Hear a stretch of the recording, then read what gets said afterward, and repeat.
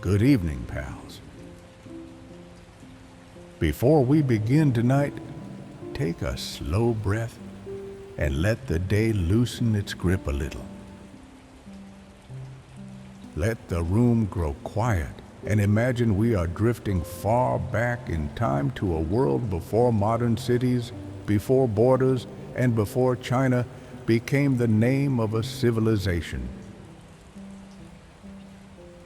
Tonight, we will follow the ancient story of China from its earliest traces beside great rivers, through quiet villages, legendary rulers, philosophers, emperors, and the long rise and fall of dynasties. So before you get too comfortable, take a moment to like the video and subscribe, but only if you genuinely enjoy these quiet journeys. And as always, tell me where you are listening from tonight and what time it is where you are. I would love to hear that. Now dim the lights. Maybe turn on a fan for that calm background hum. Let the outside world fade for a while, and let me take you slowly into the ancient past of China.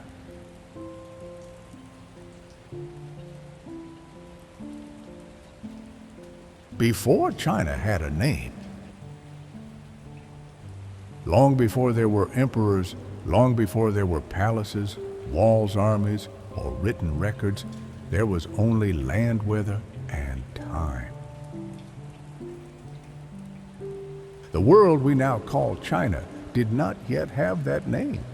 It was not a kingdom. It was not an empire. It was not even a single culture. It was a vast and changing landscape of mountains, rivers, forests, open plains, cold winds, warm valleys, and animals moving quietly through the seasons. If we could drift back far enough beyond the reach of memory, beyond the first villages, beyond the first fields of millet and rice, we would find no cities waiting for us.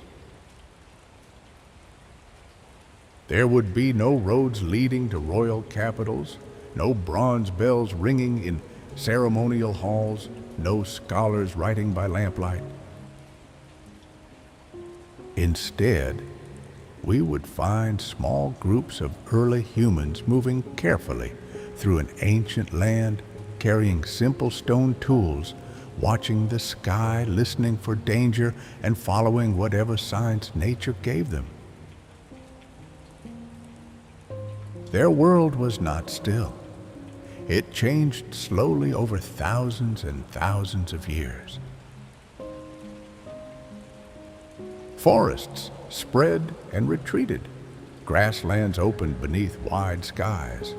Rivers shifted their courses. Winters could be harsh, especially in the north, where cold winds crossed the plains and made survival difficult.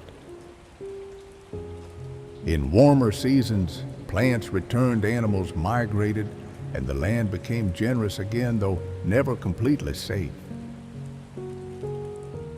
These early people lived close to every sound around them. A branch breaking in the distance could mean prey or danger.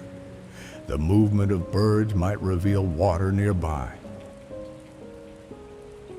Smoke, if they could keep it, meant warmth, protection, and a small circle of safety in the dark. Fire was not only useful, it changed the feeling of night itself. Around it, people could sleep a little more safely, cook food, warm their hands, and perhaps begin to share the earliest forms of memory. They were not yet Chinese in the way later people would understand that word.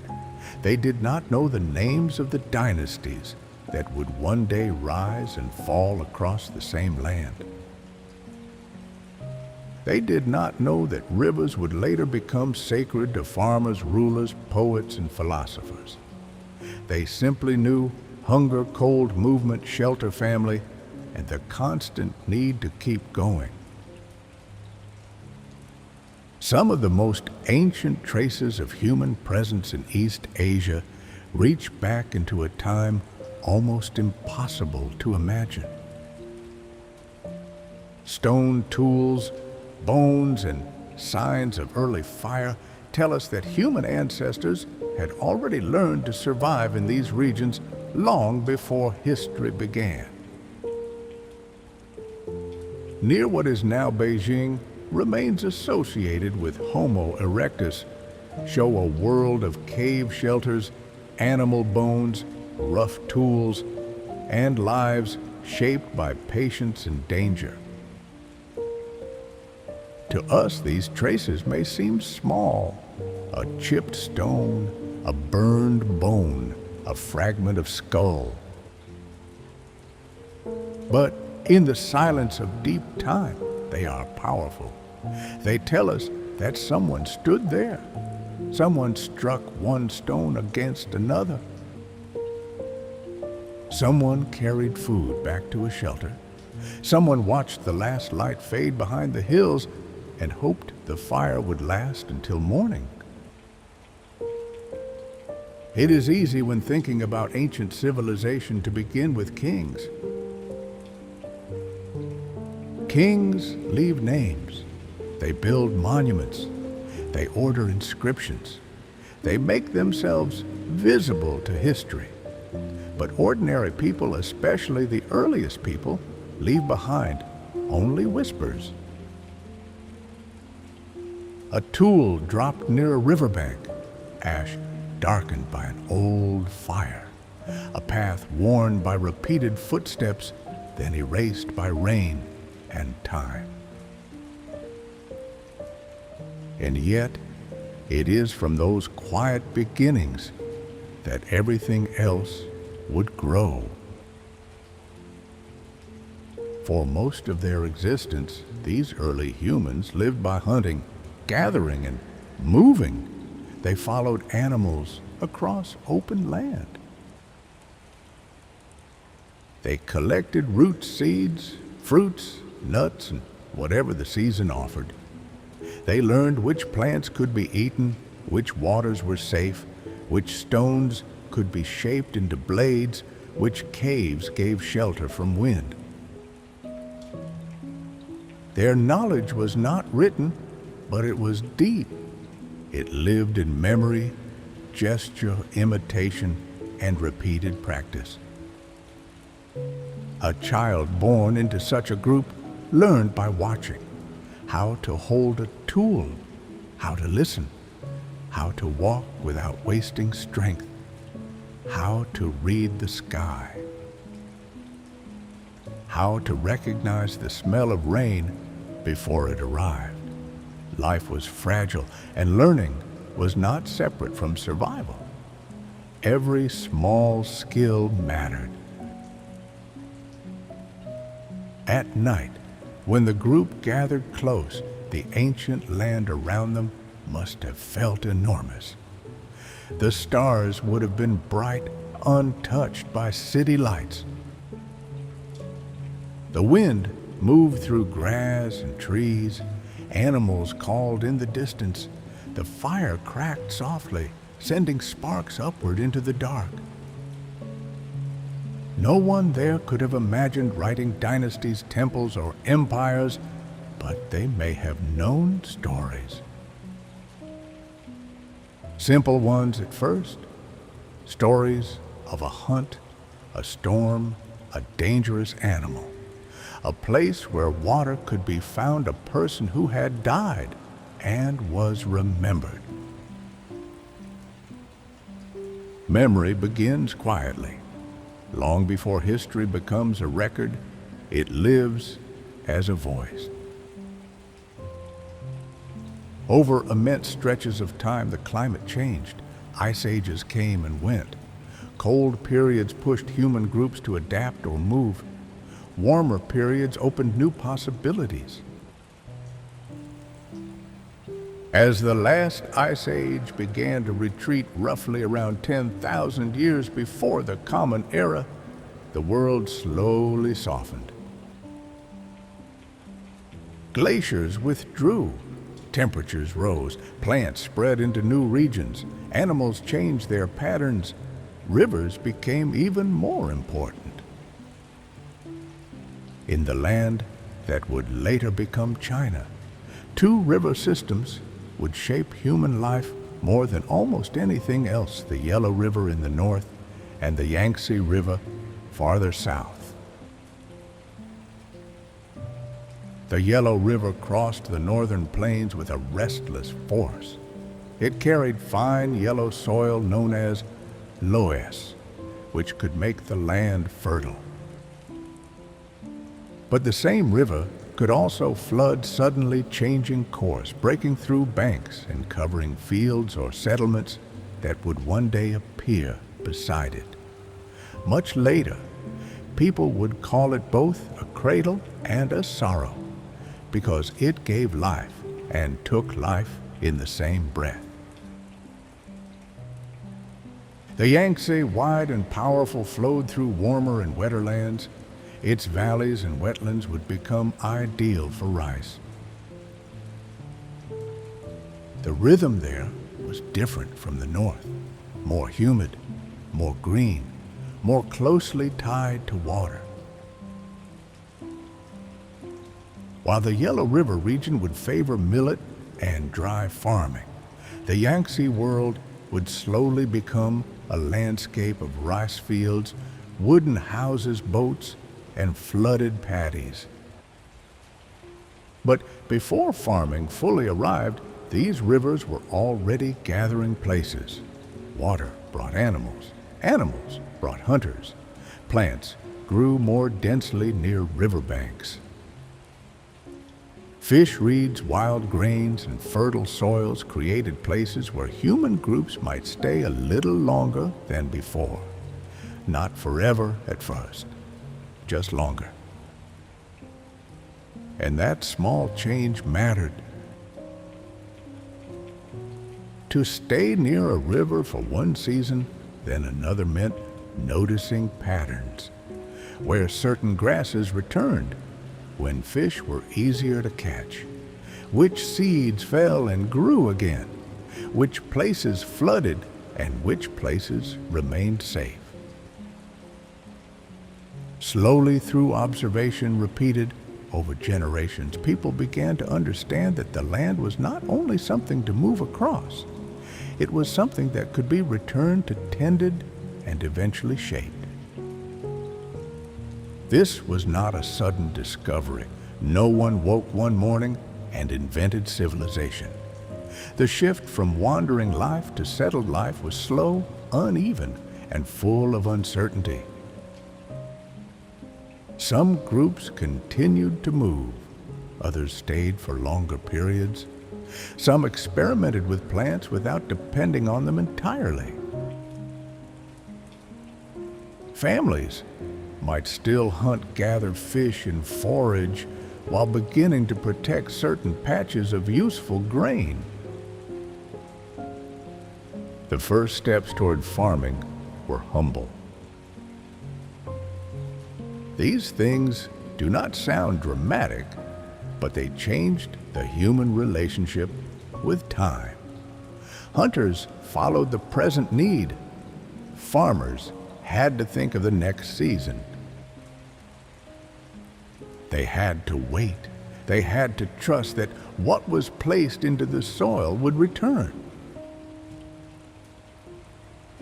And so, before China had a name, before its first legendary rulers, before the first bronze vessels or oracle bones, the foundations were already being laid in the quiet patience of ordinary survival. Imagine one of those early evenings near a riverbank. The sky is dimming. The air smells of damp earth and smoke. A small group returns with gathered plants, fish, or meat from a hunt. Someone kneels beside a fire. Someone else shapes a stone edge with careful strikes. A child watches, sleepy but curious. Nearby, the river moves in the dark, carrying silt from distant mountains passing through land that will one day hold villages, fields, shrines, capitals, and tombs. The people beside that river do not know they are at the beginning of anything. To them, this is only life, a difficult life. A life of cold mornings, aching bodies, sudden storms, and small comforts. But from such lives, slowly and without announcement, a civilization would one day grow. And as the climate warmed, as the rivers continued to flow, and as wild grains returned season after season, those wandering footsteps would begin to slow. People would start to remain near the same waters. Shelters would become sturdier. Food would be stored for later. Seeds would be watched more carefully. The long age of movement was not over in a single moment. But somewhere beside those rivers, the idea of staying began to take root. When people began to stay beside the river, for a very long time, human life moved with the animals, the weather, and the seasons. People followed what the land offered. When herds passed through open grass, they followed the herds. When fruits ripened in warmer valleys, they gathered what they could carry. When cold returned, they searched for shelter, for firewood, for stone, for anything that could help them survive another night. But after the last great ice age began to loosen its hold on the world, something quiet changed. The air grew warmer. Plants spread across lands that had once been too cold or too dry. Rivers swelled, shifted, and settled into valleys that would become familiar to generations. The world was still dangerous, but it was becoming more generous in certain places. And in those places, especially beside the Yellow River in the north and the Yangtze River in the south, people began to slow their wandering. At first, staying did not mean building a village. It may have meant returning to the same bend in a river year after year. It may have meant knowing that wild grains grew thick near one patch of open land, or that fish gathered in shallow water after the rains. It may have meant remembering where reeds could be cut, where stones could be found, where dry ground remained safe when the river rose. These were small forms of knowledge, but they were precious. They were passed from hand to hand, from parent to child, from the old to the young. No one wrote them down. No one carved them into bone or bronze, but they lived in memory, and memory was enough. Beside the Yellow River, the soil was pale and soft. It could be shaped by wind, carried by water, and broken by simple tools. In time, this northern land would become one of the great homes of millet farming. Millet was hardy.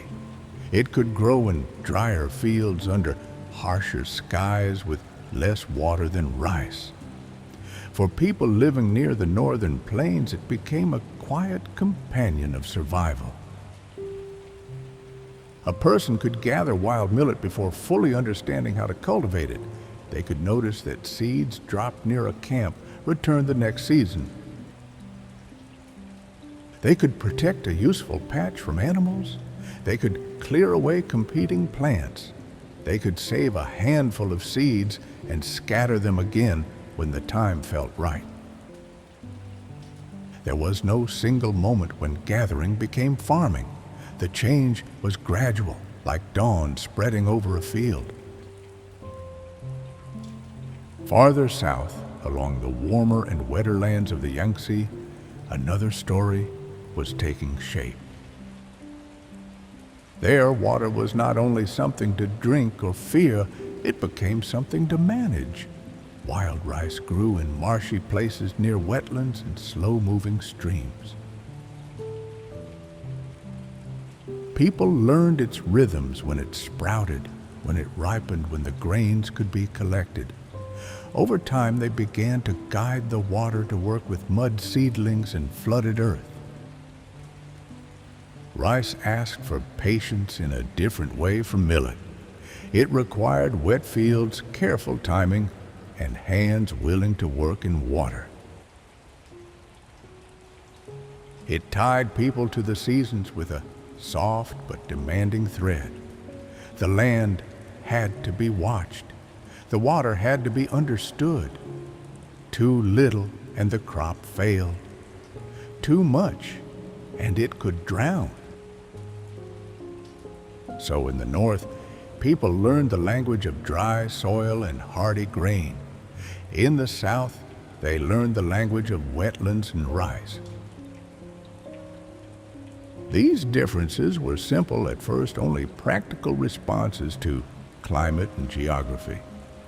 But over thousands of years, they would help shape regional identities, diets, houses, tools, and ways of living. To settle near a river was not to escape hardship. In some ways, life became more difficult. A wandering group could move when food was scarce. A farming family had to wait. They had to work the same soil again and again. They had to trust the weather. They had to protect stored food from insects, moisture animals, and other people. If a crop failed, the hunger did not move away as easily as a hunting camp once could. The body also changed its relationship with labor. Farming meant bending, digging, planting, carrying, grinding, storing. It meant waking before the sun had fully risen and measuring the day by tasks that returned again and again. There were fields to clear roots, to pull tools to repair, seeds to watch, and food to prepare before the cold season arrived. And yet, for all its difficulty, settled life offered something powerful. It offered return. A child could wake beneath the same roof through many seasons. A family could store grain in the ground and hope for winter. People could bury their dead nearby and visit the place again. Tools could become heavier because they no longer had to be carried across endless distances. Pots could become larger because they could remain in one home. Houses could be repaired instead of abandoned. The idea of home grew slowly from these things. Perhaps it began as a shelter used more than once, then a hearth that stayed in place, then a storage pit, then a fence, then a path worn by feet between one house and another. Over time, staying near the same water allowed people to know each other differently. They were no longer only companions of movement. They became neighbors. In these early communities, daily life was simple but full of attention. Someone had to gather fuel for the fire. Someone had to grind seeds between stones. Someone had to watch children near the water.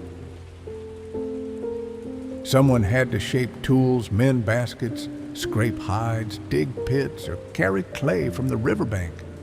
The work was repetitive, but repetition gave the days a rhythm. Morning might begin with smoke rising from a low shelter. The first light would touch the river slowly. Birds would call from reeds and trees. A person would step outside and feel the ground with bare feet or simple coverings. The air might hold the coolness of night. Nearby grain stored in a pit waited for use. A stone tool lay where it had been left. A child still slept near the warmth of the hearth. This is the kind of scene that does not often appear in grand history. There is no crown in it, no royal decree, no army moving across the horizon. But without such mornings, there would be no civilization at all. Agriculture also changed the way people thought about time. Hunters and gatherers understood the seasons deeply, of course. They knew when animals migrated and when plants ripened. But farming made the future feel heavier. The seed placed in the soil was a promise and also a risk. It asked people to imagine food that did not yet exist. It made them wait for something invisible to become visible. This patience shaped the mind. People began to count seasons more carefully. They noticed the return of certain stars, the timing of rains, the swelling of rivers, the length of shadows. They learned that a mistake made in planting could be felt months later in hunger. They learned that cooperation mattered because some tasks were easier when many hands worked together. A field is not only a place of food, it is a place of agreement. People had to decide who worked where, who stored what, who shared with whom, and what happened when flood, drought, sickness, or conflict threatened the group.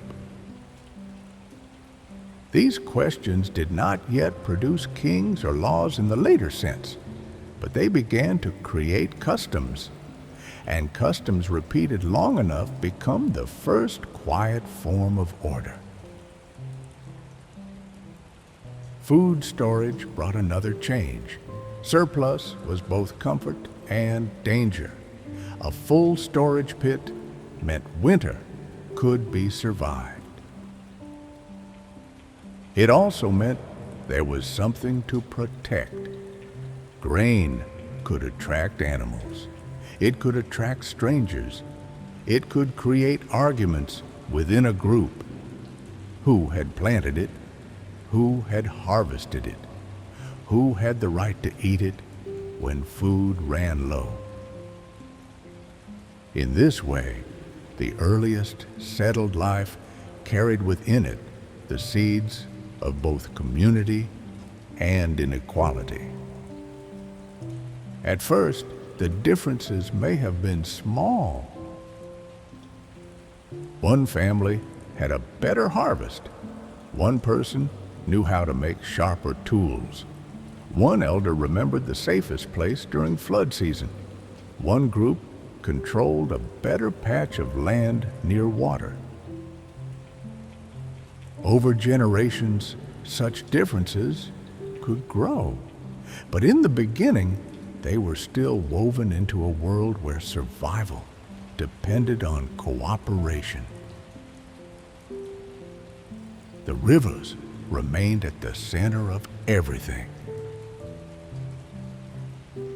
The Yellow River could be generous after flooding, leaving behind fertile silt, but it could also rise with terrifying force, sweeping away shelters, tools, stored food, and lives. People who stayed near it had to learn both gratitude and caution. They watched its banks. They remembered old flood lines. They rebuilt when the water withdrew.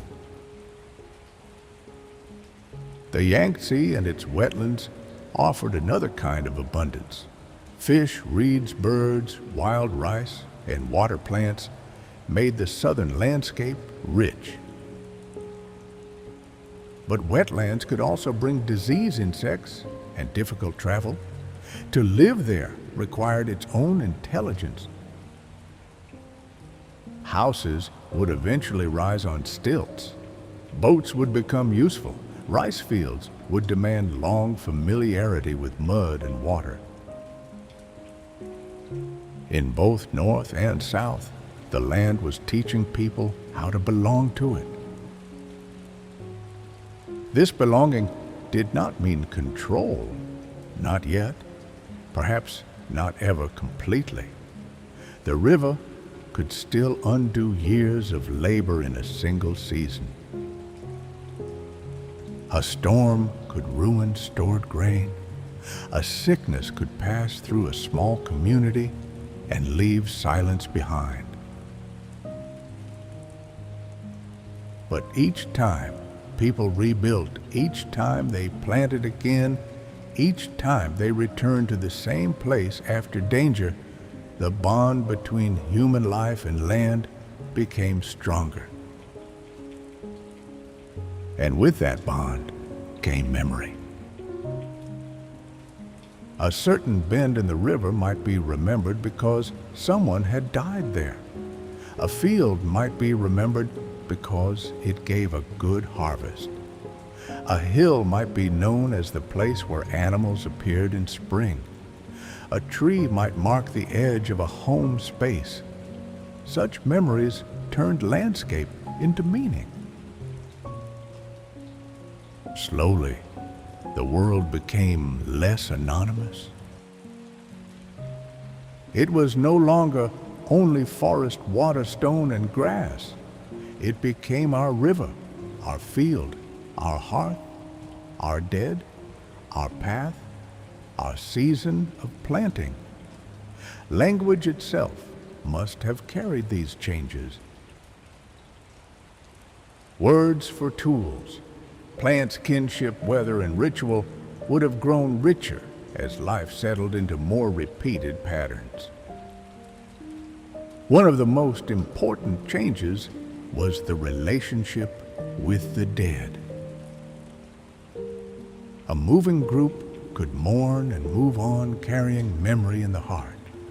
A settled group could bury someone near the place of living. They could return to that burial. They could place food tools or ornaments with the body. They could imagine that the dead remained close in some unseen way. This was not yet the formal ancestor worship of later Chinese civilization, but the feeling was beginning. The dead were not completely gone. They belonged to the place. And because the living also belonged to the place, the bond between generations deepened. In time, this would become one of the great themes of Chinese culture. The family stretching backward and forward, the living connected to those who came before, and the home not only as shelter, but as a place of memory. For now, though, everything was still modest. The world was not yet filled with dynasties, but it was no longer only a world of wandering. Something had begun to root itself. As generations passed, these early experiments in staying became stronger. The shelters became more carefully built. The tools became smoother and more specialized. The pots became better suited for cooking and storage. The fields became more familiar. The dead remained near the living. The seasons returned, and with each return, people understood a little more. This was one of the quietest revolutions in human history. No army announced it. No king commanded it. No inscription recorded its beginning. It happened through hand seeds, mud smoke, hunger, patience, and repetition. It happened because people learned that the land could answer if they gave it time. And so, beside the rivers of ancient China, wandering footsteps slowed. Camps became homes. Homes became hamlets. Hamlets with time would become villages. In the next part of the story, we will step into those early villages more closely. We will see the low houses beside the Yellow River, the raised homes near the wetlands of the Yangtze, the clay pots drying by the fire, and the first signs that human life was beginning not only to survive, but to remember. The first villages by the rivers. A quiet morning begins beside the Yellow River. The sky is still pale. The air is cool, and a thin line of smoke rises from the roof of a low house, half sunken into the earth. Somewhere nearby, a dog moves slowly through the dust nose, close to the ground. A child wakes beside the warmth of the hearth, listening to the small sounds of the village before the day has fully opened. There are no streets yet in the way we would understand them. No stone roads, no gates of a great city, no written signs, no officials moving through the morning with orders in their hands. There are only paths made by repeated footsteps, the soft edge of a field, the smell of stored grain, and the river moving beyond the houses. This is one of the earliest village worlds of ancient China. By this time, people had begun to stay in one place for longer and longer periods. The habit of returning to the same riverbank, the same patch of useful soil, the same safe rise above the floodplain had slowly become something more permanent. Camps became homes. Homes gathered near other homes. And over generations, a village took shape. In the north, near the Yellow River and its surrounding plains, many early houses were built partly underground. These semi-subterranean homes were practical. The winters could be cold, and the earth itself helped hold warmth. A family might dig a shallow pit into the ground, shape the walls, raise wooden posts, and cover the roof with branches, reeds, grass, and packed earth. Inside the room was simple, dim, and close. A hearth burned near the center or against one side. Smoke darkened the ceiling. Clay jars stood near the wall. Stone tools rested where they had been used. There might be baskets, animal skins, bone needles, and grinding stones for turning millet into coarse meal. The home was not large, but it held the important things: warmth, food, tools, family, and memory. Outside, the village moved according to the season. In spring, people prepared the soil. They cleared weeds, repaired tools, watched the sky, and waited for the right moment to plant. In summer, They tended the fields, gathered wild plants, fished, hunted when they could, and protected the growing grain. In autumn, the harvest came, bringing relief if the year had been kind. Millet could be dried, ground, cooked into porridge, or stored in pits and jars for the cold months ahead. Winter was quieter but not easy. Food had to last. Firewood mattered. Clothing had to be mended. Tools could be shaped and repaired. Stories could be told near the hearth, while outside the wind moved across the plain and the fields slept beneath the cold. Farther south, in the warmer and wetter lands near the Yangtze River, the rhythm of village life was different. There, water shaped nearly everything. The earth could be muddy, the air humid, and the land rich with reeds, fish, birds, and wild rice.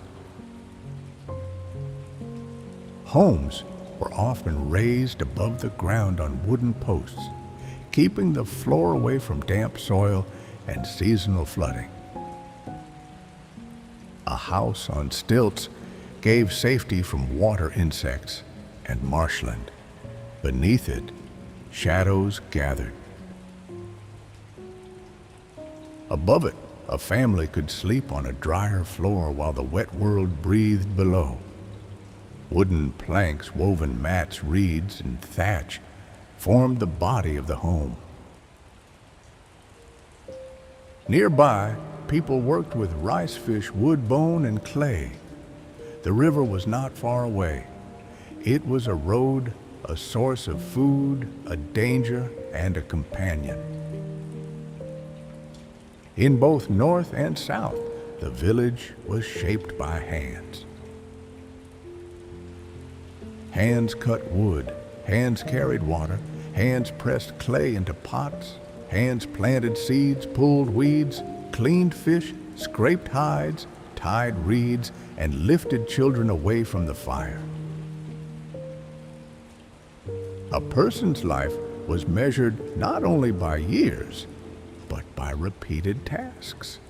The same motions returned every day until they became part of the body.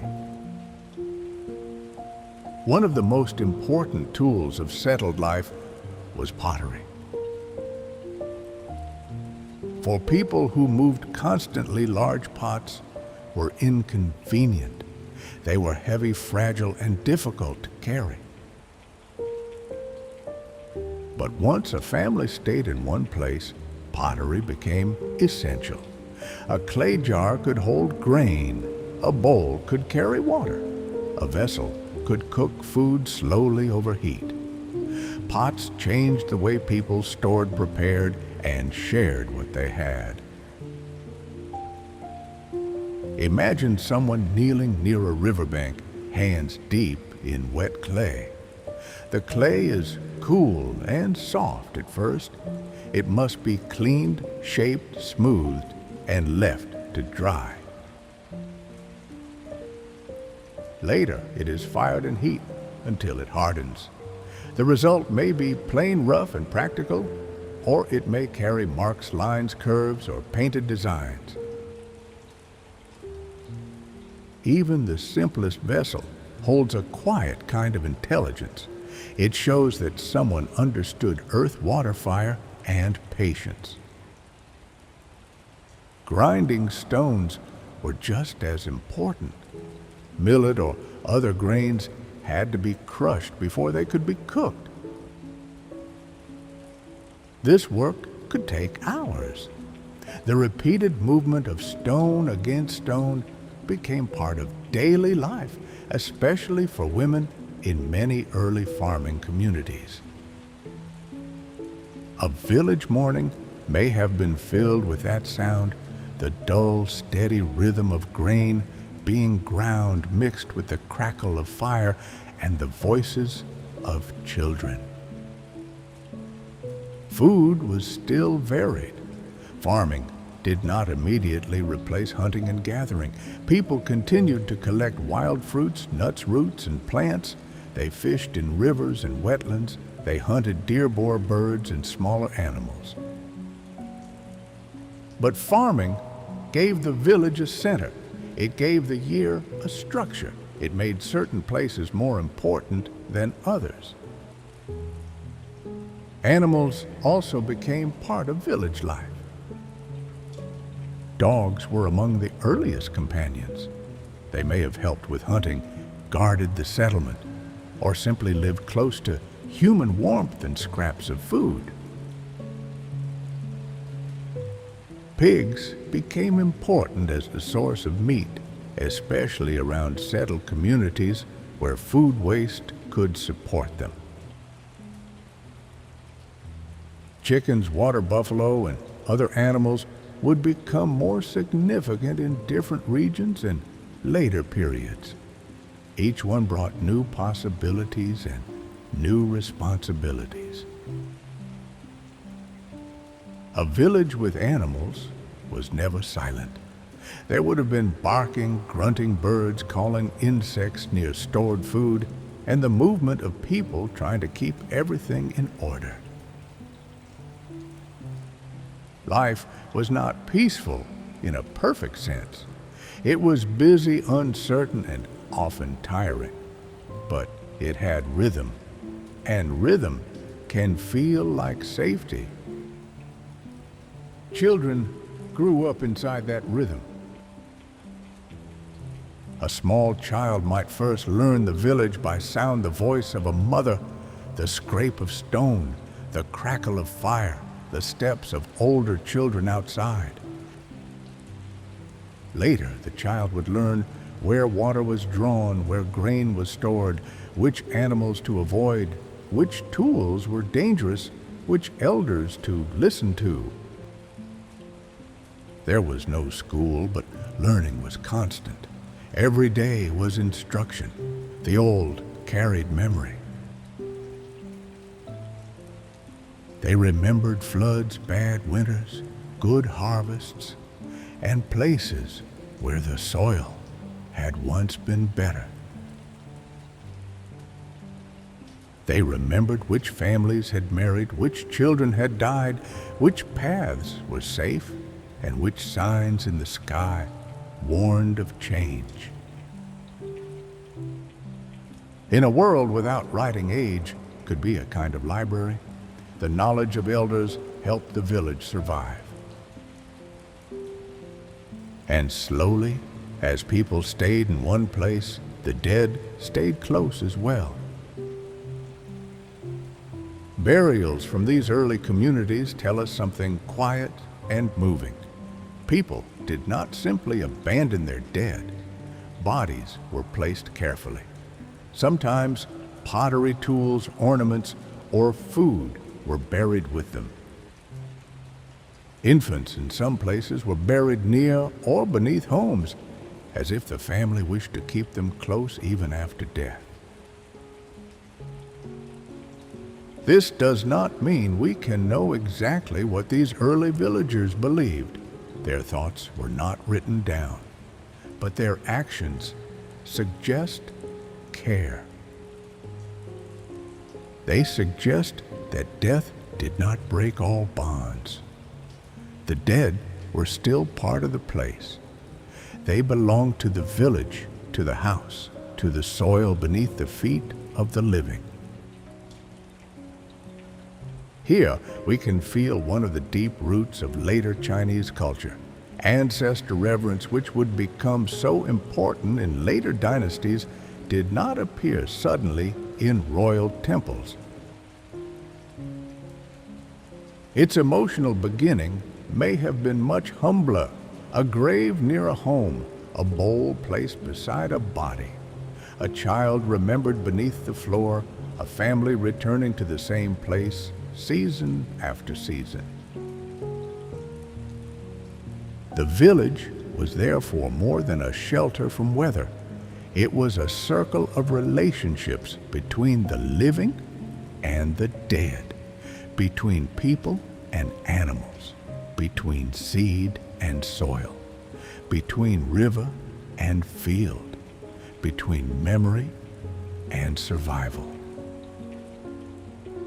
Of course, these early communities were not all the same.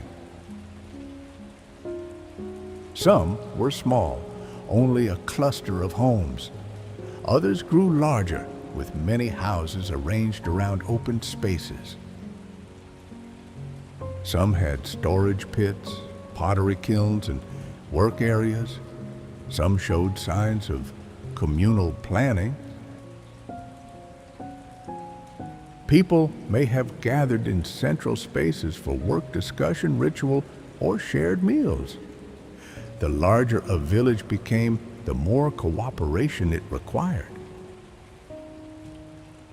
At first, that order may have been relatively simple. Many early villages seem to have lived with limited differences in wealth.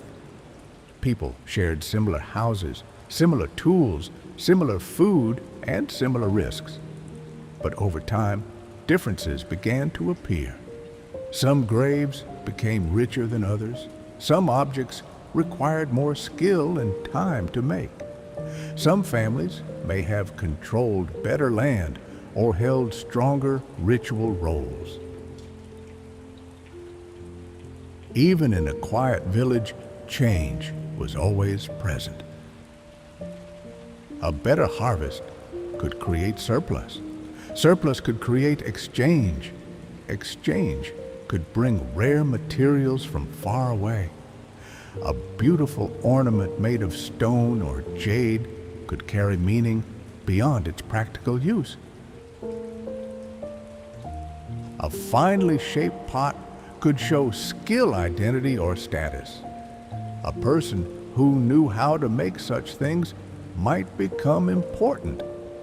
A person who led a ritual, remembered old stories, or organized labor might become important too.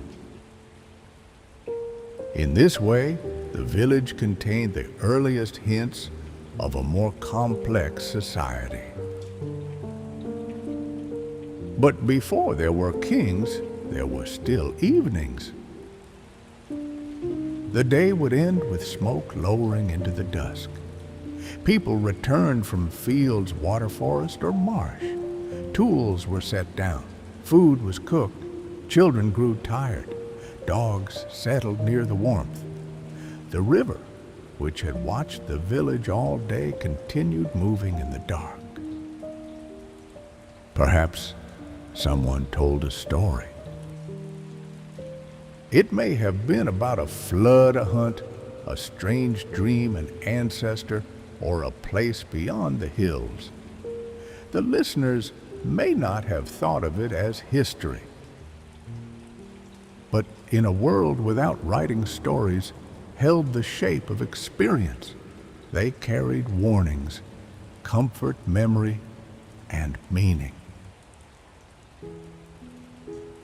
The first villages by the rivers did not know what would come after them. They did not know that one day people would build walled towns, cast bronze vessels, carve questions into bones, speak of heaven's mandate, and fight to unite all under one emperor. They knew only the tasks before them.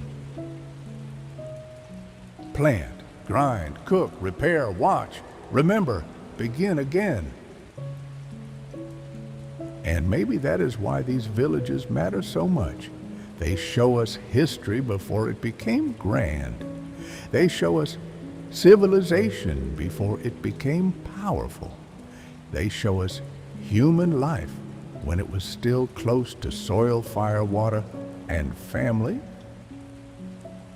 In those low houses near the Yellow River, and in those raised homes near the wetlands of the Yangtze, ancient China was not yet a state or a dynasty. It was a pattern of living, a way of returning, a way of making the land familiar enough to call it home. As generations passed, some of these villages would grow larger. Their pottery would become more decorated. Their rituals would become more visible. Their tools would become more refined. Certain communities would leave behind signs of beauty symbolism and shared belief that still speak softly to us across thousands of years. And so, from the first settled homes, our story moves toward the cultures that gave these early villages a clearer shape: the painted pottery of Yangtze in the north, the rice-growing world of Hemidu in the south, and the first signs that ordinary objects could carry not only use, but meaning. Painted pots and rice fields. As the first villages grew older, they began to leave behind more than tools and traces of fire. They left patterns. A curved line painted on clay, a dark shape of a fish, a bird with simple wings, a spiral turning gently around the side of a vessel. These marks may look quiet to us now, resting behind glass in museums or appearing in books as archaeological examples. But once they belonged to living hands. Someone gathered clay from the earth, shaped it carefully, smoothed its surface, and painted it before the heat of the kiln made it firm enough to last. Long before written words, people were already placing meaning onto objects. In the north, along the middle reaches of the Yellow River, one of the most important early cultures began to flourish. Today, we call it Yangtze. It lasted for many centuries, roughly from around 5,000 to 3,000 years before the Common Era, and it stretched across parts of the Central Plains where farming villages had already learned to live with millet seasons and the restless river. The people of Yangtze did not build empires. They did not leave royal inscriptions or carved histories of kings. What they left instead was something more intimate: houses, graves, storage pits, tools, and pottery painted with the care that still feels human after thousands of years. Imagine a Yangtze village in the soft light of morning. Low homes stand partly sunk into the earth. Smoke rises from hearths. Grain is stored in pits. Dogs move between houses. Children follow older siblings near the edge of the settlement, while adults begin the day's work. Some go toward the fields where millet must be tended. Some prepare food. Some repair tools. Others sit near clay water and pigment shaping vessels that will be used for cooking, storage, ritual, or burial. The pottery of Yangtze is among the most memorable signs of this world. Many vessels were painted in red, black, or brown with designs that seem simple at first, but become more intriguing the longer we look at them. There are fish, human-like faces, geometric lines, nets, circles, and flowing curves. Some designs may have been decorative. Others may have carried meanings we can no longer fully recover. A fish painted on a bowl may have been only a fish, or it may have represented water fertility food, a clan symbol, a story, or a belief shared by the people who used it. We should be careful not to pretend we know every answer. The people who made these objects did not leave explanations beside them. but we can still feel that the vessels were not careless. Their makers saw beauty in daily things. This matters. Because civilization is not born only when people build walls or crown kings. It also begins when people take time to make useful objects beautiful. A pot that only needs to hold grain is given a curve. A bowl that only needs to serve food is painted with a pattern. A burial vessel is placed beside the dead, not because it is necessary for the body, but because the living believe that the gesture means something. In the Yangtze world, life was still closely tied to farming. Millet grew in the northern fields, able to survive in drier conditions than rice. It could be ground, boiled, stored, and carried through difficult seasons. The work of planting and harvesting gave the year its rhythm. Rain mattered, soil mattered, the river mattered. The village lived by watching all of them. Archaeologists have found Yangtze settlements with homes arranged around open spaces, along with kilns, storage pits, and burial areas. One of the most famous sites is Banpo, near modern Xi'an. There, the remains of houses, pottery tools, and graves give us a rare glimpse into an early farming community. The houses were modest but organized. The settlement was not random. It had shape, and shape suggests shared habits. At Banpo, we can imagine the center of the village as a place of activity. People may have gathered there to work, speak, prepare food, or take part in communal tasks. Nearby pottery kilns fired vessels. Storage pits held grain. Graves lay around the settlement, reminding us again that the dead remained close to the world of the living. Many graves from Yangtze communities show relatively modest differences in wealth. This suggests that society may still have been fairly communal compared with later periods. Some people had more ornaments or special objects than others, but the sharp divisions of kings, nobles, warriors, and commoners had not yet fully appeared. Authority may have existed, of course. Every community needs elders, skilled makers, remembered families, or ritual leaders. But power had not yet hardened into the great hierarchies that would come later. There are hints that women may have held important roles in some of these communities.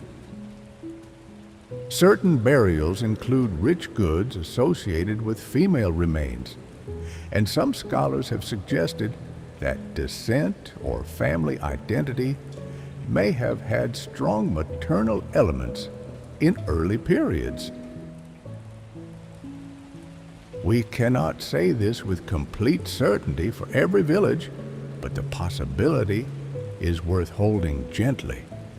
It reminds us that the earliest social worlds were not always arranged like the dynasties that later wrote history.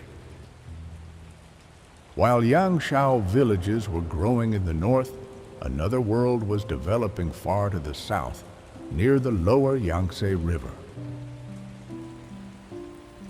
This was the world of Hemudu.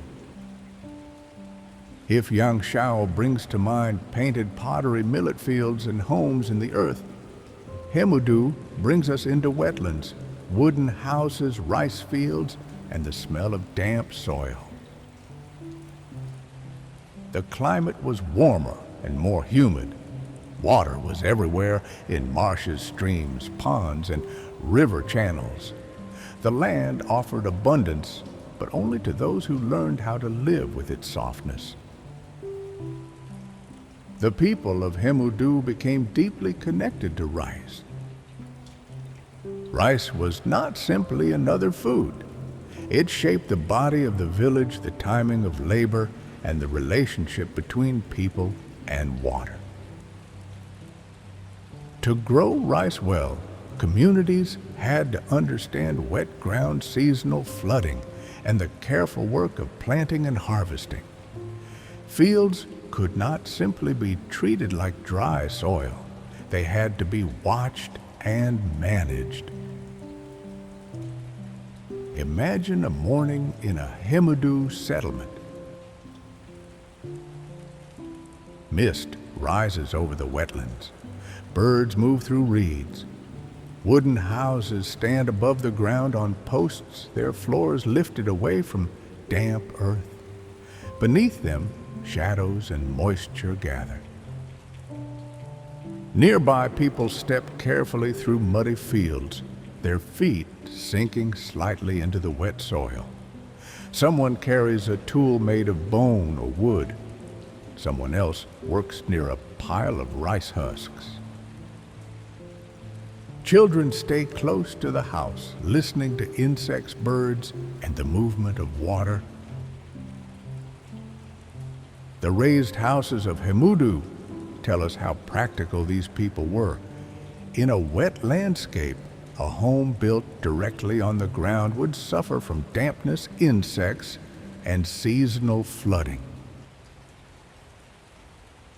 By lifting the house on stilts, families created a safer, drier space above the marsh. This architectural choice was simple but intelligent. It shows a people not trying to conquer the environment, but adapting carefully to it. Hemudu communities made tools from wood, bone, stone, and other local materials. They used bone spades and wooden implements for working the soil.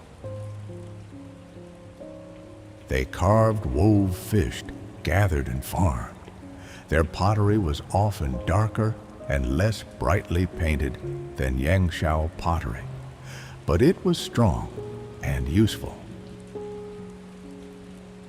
They also left evidence of lacquered wood, woven materials, and musical or ritual objects, suggesting a life richer than basic survival.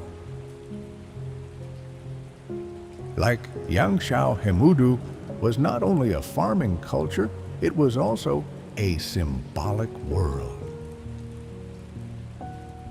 People living among wetlands may have seen spirits or meanings in birds, animals, trees, water, and seasonal change. Archaeological discoveries hint at ritual activity, music, and perhaps shamanistic practices. A drumbeat in such a village, if we imagine it softly, would have sounded different from the crackle of a hearth in the northern plains. It might have echoed across damp air over reeds and still water, joining human life to the surrounding landscape. The contrast between Yangtze and Hemudu is important because it shows us that ancient China was never born from one single place alone. The Yellow River has often been called the cradle of Chinese civilization, and it was certainly central, but the Yangtze region was also vital. Rice agriculture, wetland adaptation, wooden architecture, and southern ritual traditions all contributed to the broader story. From the very beginning, China was not one flat, uniform world. It was a meeting of regions, climates, crops, and ways of life. In the north, people listened to dry winds over millet fields. In the south, people listened to water moving under raised floors. Both worlds were ancient. Both were creative.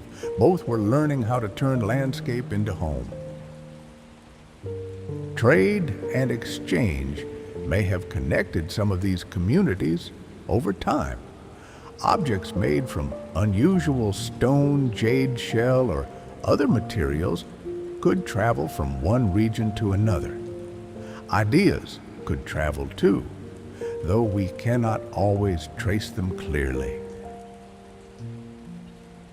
A tool, shape, a burial custom, a decorative pattern, or a crop may move slowly across human networks, passed from one group to another through marriage, trade, migration, or imitation. This movement of things and ideas mattered. Villages were not sealed away from each other. Even in a world without roads or writing, people met. They exchanged, they learned, they carried stories across rivers and hills. A person who traveled from one settlement to another might bring a new tool, a new song, a new way of shaping clay, or news of a flood far away. Slowly, the map of early China became a web of local worlds. Each village had its own rhythm. Each region had its own food and weather. Yet, across these differences, certain themes returned again and again: farming, family, burial, pottery, ritual, memory, and the need to live with rivers that could nourish or destroy. The painted pot and the rice field may seem very different. One is an object shaped by hand. The other is a landscape shaped by labor. But both reveal the same quiet truth: people were no longer merely passing through the world. They were changing it and being changed by it. A pot remembers the curve of a hand. A field remembers the path of water. A grave remembers love. A village remembers all of them. As centuries passed, these early cultures grew more complex. Some settlements became larger. Craft skills improved. Ritual objects became more elaborate. Differences between graves slowly became more visible. Certain people, families, or groups may have gained influence because they controlled knowledge, land, labor, or sacred practices. For a long while, these changes were gradual. There was no sudden line between a simple village and a ranked society. It happened through many small shifts. The peaceful image of early village life should not make us imagine a world without tension. A full storage pit was a blessing, but also something worth defending. As villages grew richer in food and objects, they also became more vulnerable to conflict. Still, when we look at Yangzhou and Hemudu, the feeling is not only one of danger, it is also one of patience. These cultures remind us that before the drama of dynasties, there were thousands of years of careful living. People learned how to shape clay, plant grain, raise houses, bury the dead, and mark objects with signs of beauty. They made the first human landscapes that later societies would inherit. Their work was humble, but it was foundational. A later emperor might command an army, but he still depended on grain. A later philosopher might speak of harmony, but harmony had first been learned from seasons, fields, families, and water. A later ritual vessel might be cast in bronze, but its ancestor was the clay pot shaped beside a village hearth. And so, as evening falls over this part of our story, we can imagine two scenes at once. In the north, a Yangtze potter sets a painted vessel near the fire. The surface carries a dark pattern that turns gently around the clay. Perhaps it will hold food. Perhaps it will be placed in a grave. Perhaps it will break one day and sleep beneath the soil until distant hands uncover it again. In the south, a Himadu farmer looks out over wet fields as the light fades. The rice plants stand quietly in the water. Birds call from the reeds. The house behind them rests on wooden posts lifted above the damp earth, warm with the presence of family. Between these two worlds, ancient China continues to take shape. Not as an empire yet, not as a dynasty, but as a collection of human places, each learning how to stay, how to remember, and how to give meaning to the ordinary things that made life possible.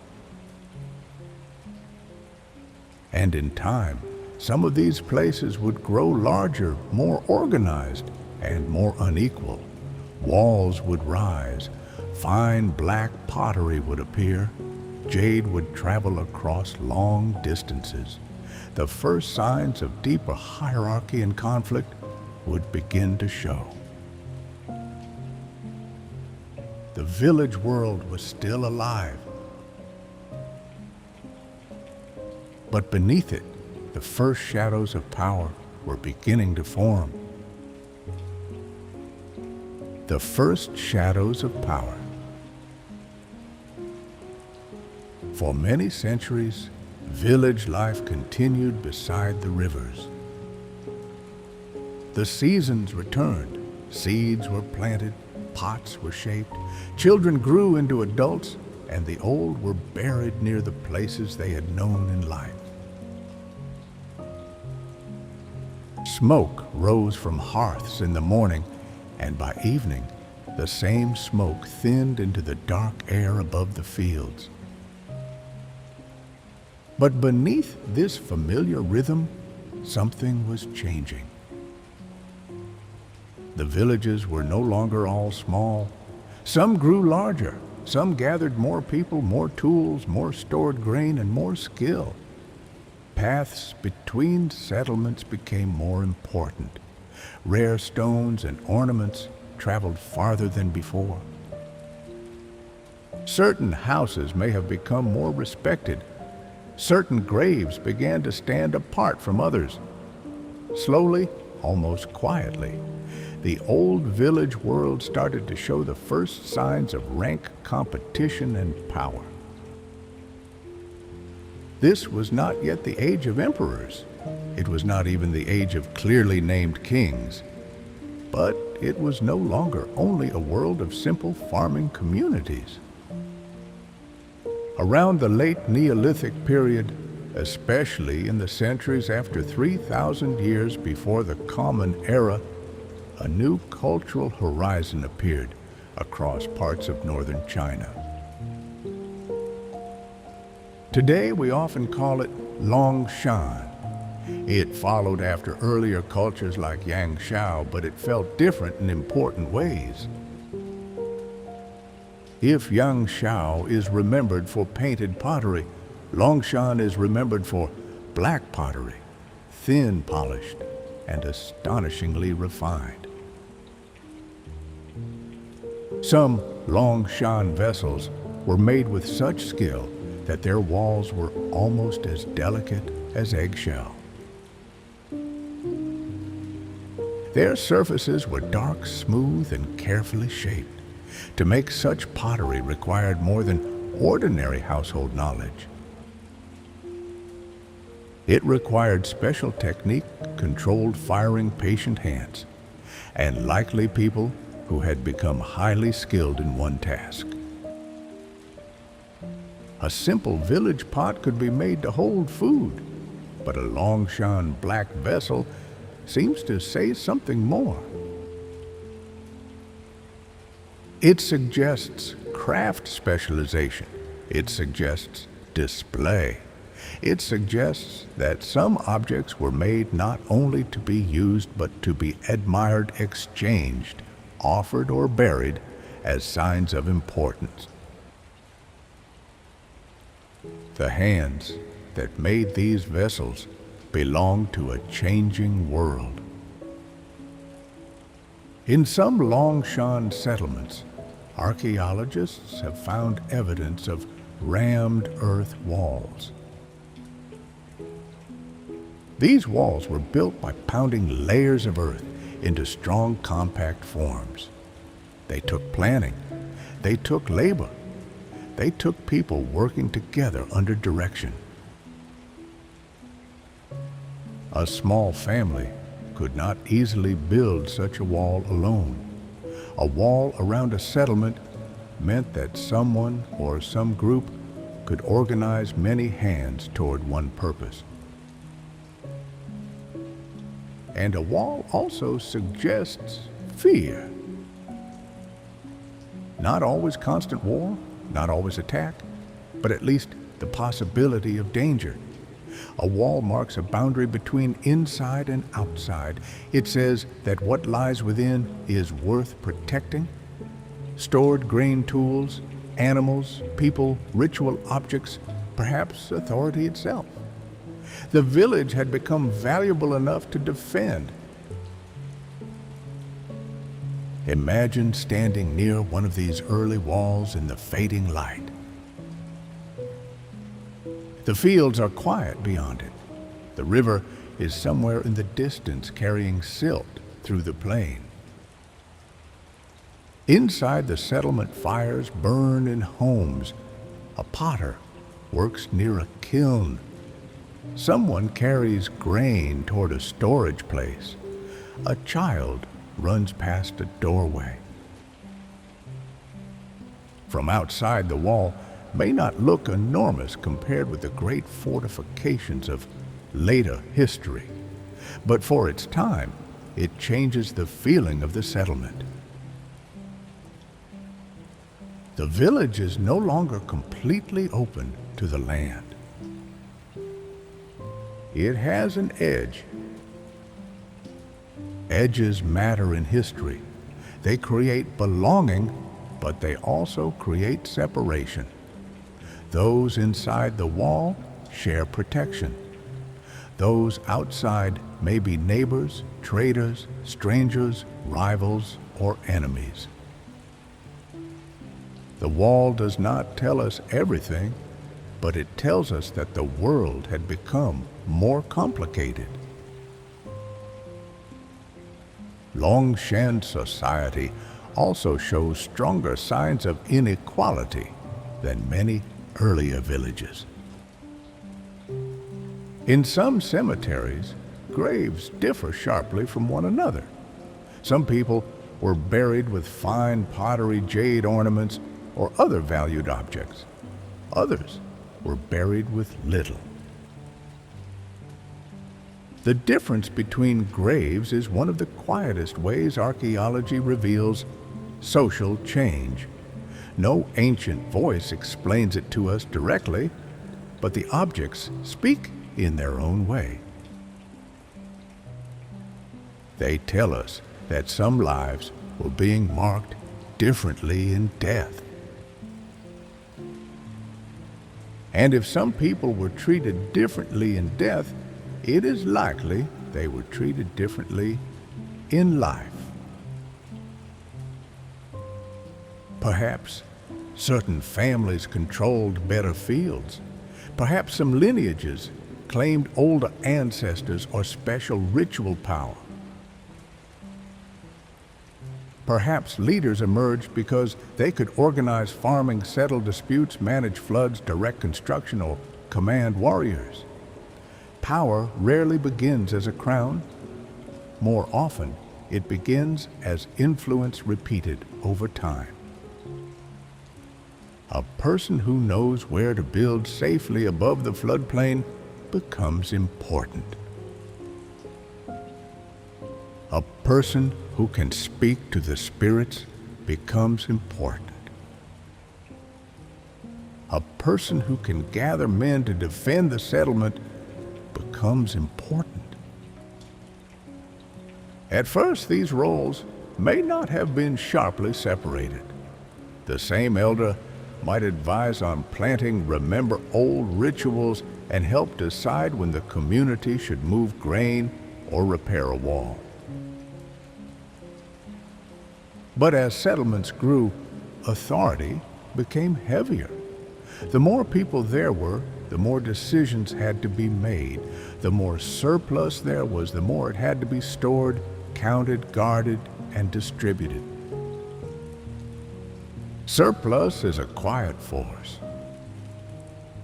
A basket of grain can feed a child. A storage pit of grain can carry a family through winter. But a large store of grain can support workers who are not farming every day. It can feed potters, jade workers, builders, ritual specialists, guards, or leaders. In this way, stored food allows society to become more complex.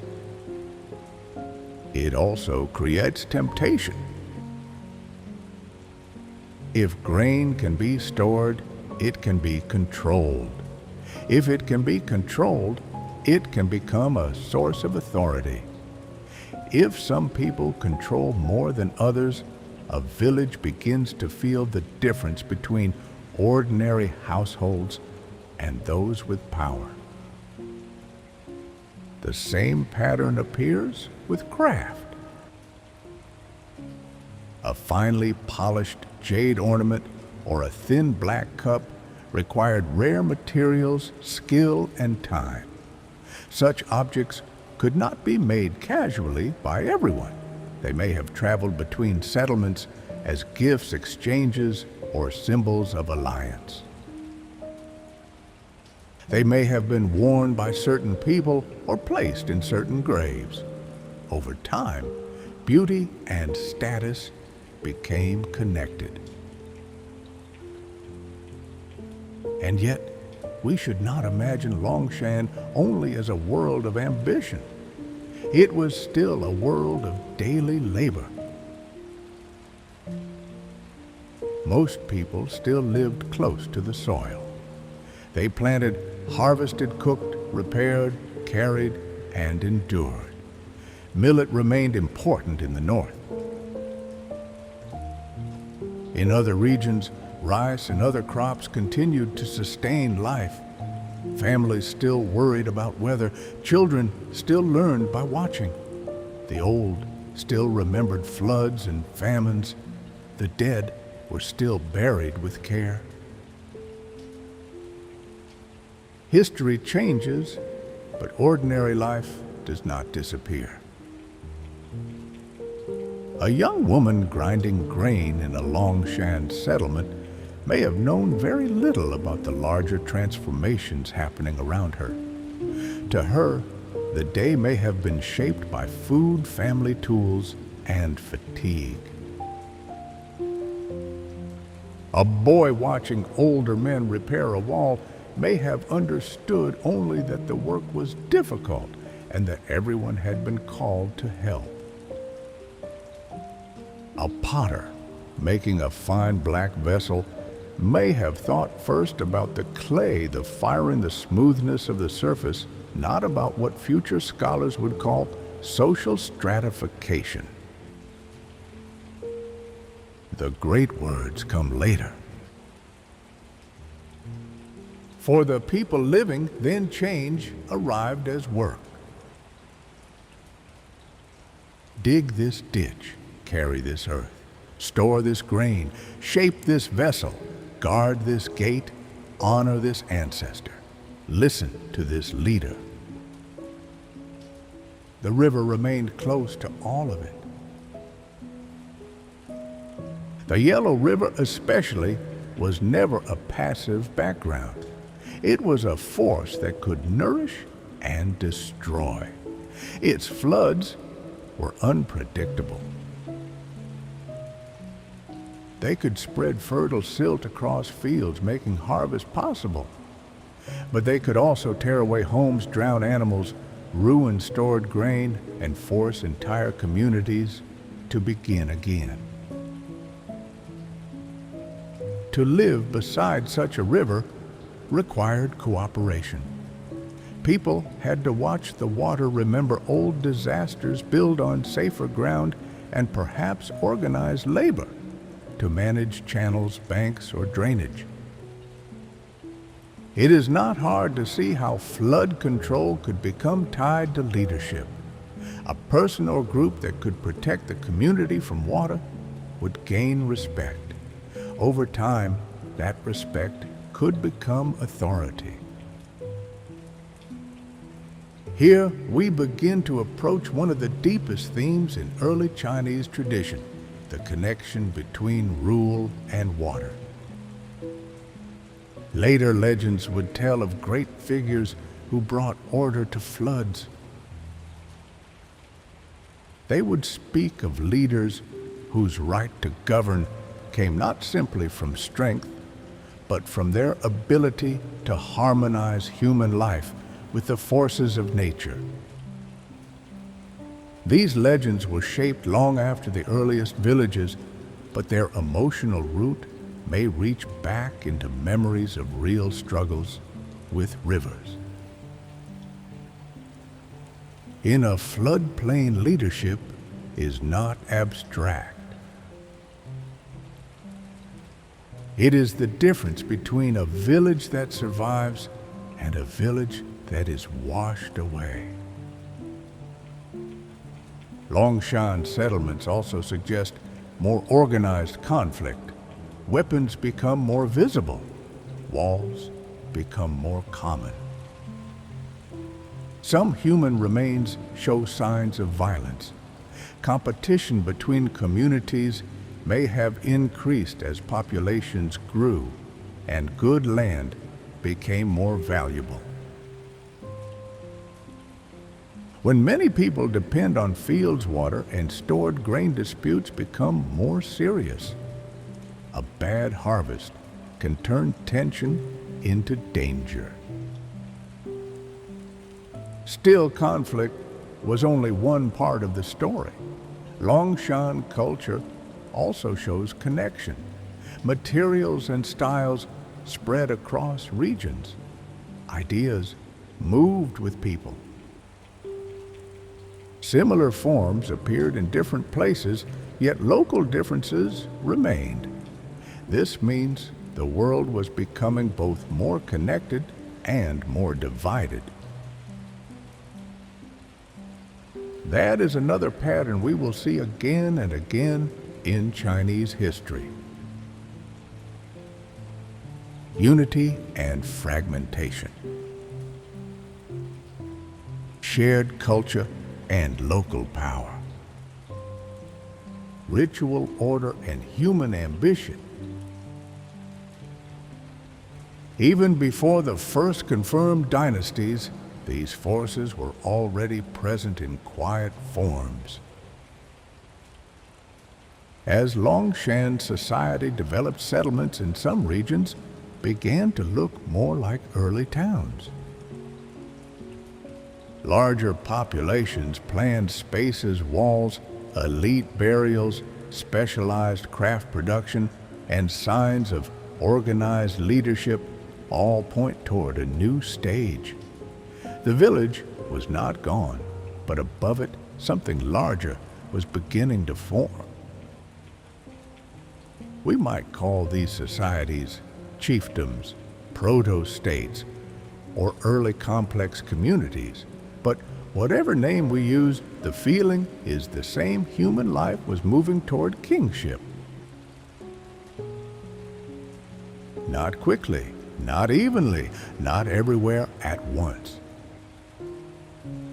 But slowly, through generations, the distance between ordinary households and leading families grew wider. Ritual became more formal. Labor became more organized. Conflict became more dangerous. Memory became more political. Some ancestors mattered more than others. Some graves spoke louder from beneath the soil. One can imagine an evening in a Longshan settlement after a day of communal work. The wall has been repaired. The people are tired. Dust clings to hands and clothing. Somewhere food is cooking. A fine black vessel sits near a house where important people gather. Outside, the fields fade into darkness. Beyond them, another settlement lies somewhere across the plain. Perhaps they are allies. Perhaps they are rivals. Perhaps tomorrow will bring trade marriage warning or conflict. Inside the settlement, an elder speaks of old floods. A younger man listens carefully. A child falls asleep before the story ends. The river moves unseen in the night. The world is still ancient and simple in many ways, but something in it has changed. Authority has begun to take shape. Boundaries have become visible. Objects have begun to carry status. The dead have begun to reveal rank. People are no longer only living with the land, they are organizing one another around it. This is why Longshan matters. It stands near the threshold between the village and the state. It shows us a world where the habits of farming life were becoming the foundations of political life. The same hands that planted fields could be summoned to build walls. The same storage pits that protected food could support leaders. The same rituals that honored family dead could grow into ceremonies that justified power. And power once formed rarely remains still. It seeks continuity. It seeks no symbols. It seeks stories that explain why some people command and others obey. It looks backward to ancestors and upward to forces greater than the human world. It turns memory into legitimacy. In the centuries that followed, later, Chinese tradition would remember ancient sage rulers Yao Shun and Yu. These figures stood at the edge between myth and history. They were remembered not merely as strong men, but as moral leaders who brought order-controlled floods and cared for the people. Their stories belong to a world shaped by the same questions Longshan raises. Who should lead? What makes leadership rightful? Is power only force, or must it serve harmony? Can a ruler bring order to the land without breaking the people beneath him? These questions would echo through all later Chinese history. For now, we remain before written records in the dim light, before dynasties. But the ground has shifted. The painted pottery villages of earlier centuries have given way to fortified settlements, refined black vessels, richer graves, and more organized authority. The first shadows of power have appeared. They are still soft at the edges. They do not yet have the clear names of dynasties. But they are there, moving through walls, storage pits, ritual objects, and the memory of floods. And from this world, the next great layer of the story begins to rise, the memory of a ruler who did not defeat water by standing against it, but by learning how to guide it. A ruler later generations would call Yu the Great. With him, ancient China steps closer to its first dynasty, the elusive and legendary Xia. Yu the Great and the memory of Xia. The river had always been older than the village. Long before people built homes beside it, long before they planted millet in the northern soil, long before they gave names to rulers or ancestors, the Yellow River had already been moving across the land. It carried silt from distant mountains. It bent through plains. It shifted its banks. It gave water to fields, fish to families, and fertile earth to those who learned how to wait for the season. But the same river could also become terrifying. When the waters rose too high, they did not ask permission. They spread across fields, entered homes, broke storage pits, drowned animals, and erased the careful work of many years. A village that had spent generations learning how to stay in one place could be forced in a single flood to remember what it meant to move again. For people living near such a river, water was never only water. It was life danger memory and judgment. It could bless a harvest or carry it away. It could make a leader respected if he knew how to organize protection. It could make a community desperate if no one knew what to do.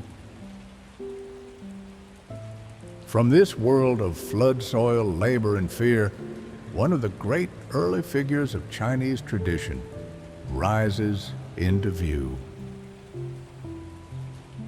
His name was Yu. Later generations would remember him as Yu the Great, a sage ruler, a tireless worker, and the man who brought the floodwaters under control. His story stands in the misty space between myth and history. We cannot follow his footsteps with certainty.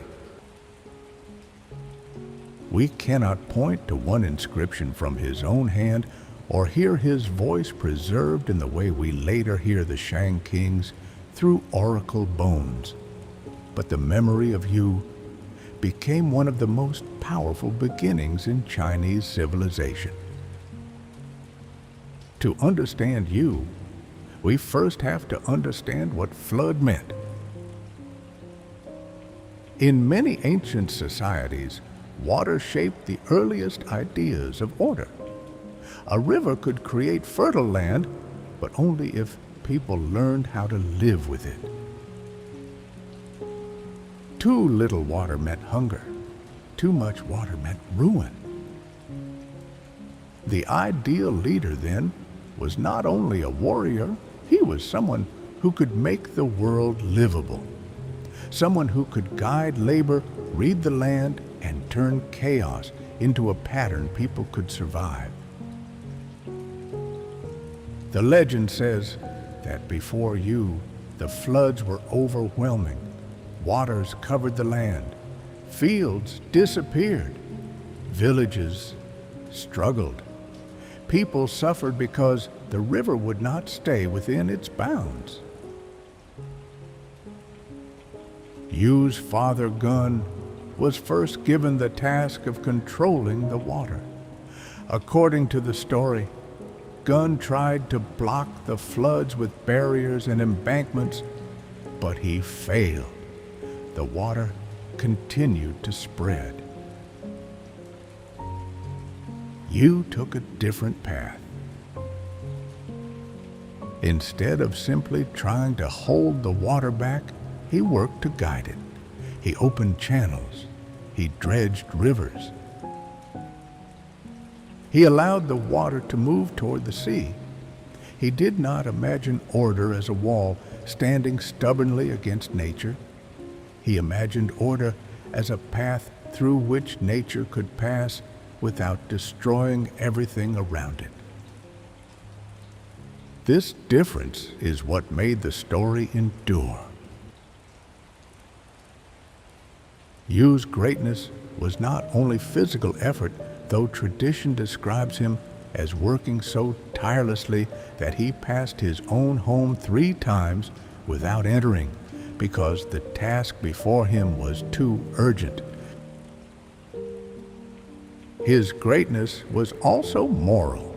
He gave himself to the people. He accepted hardship.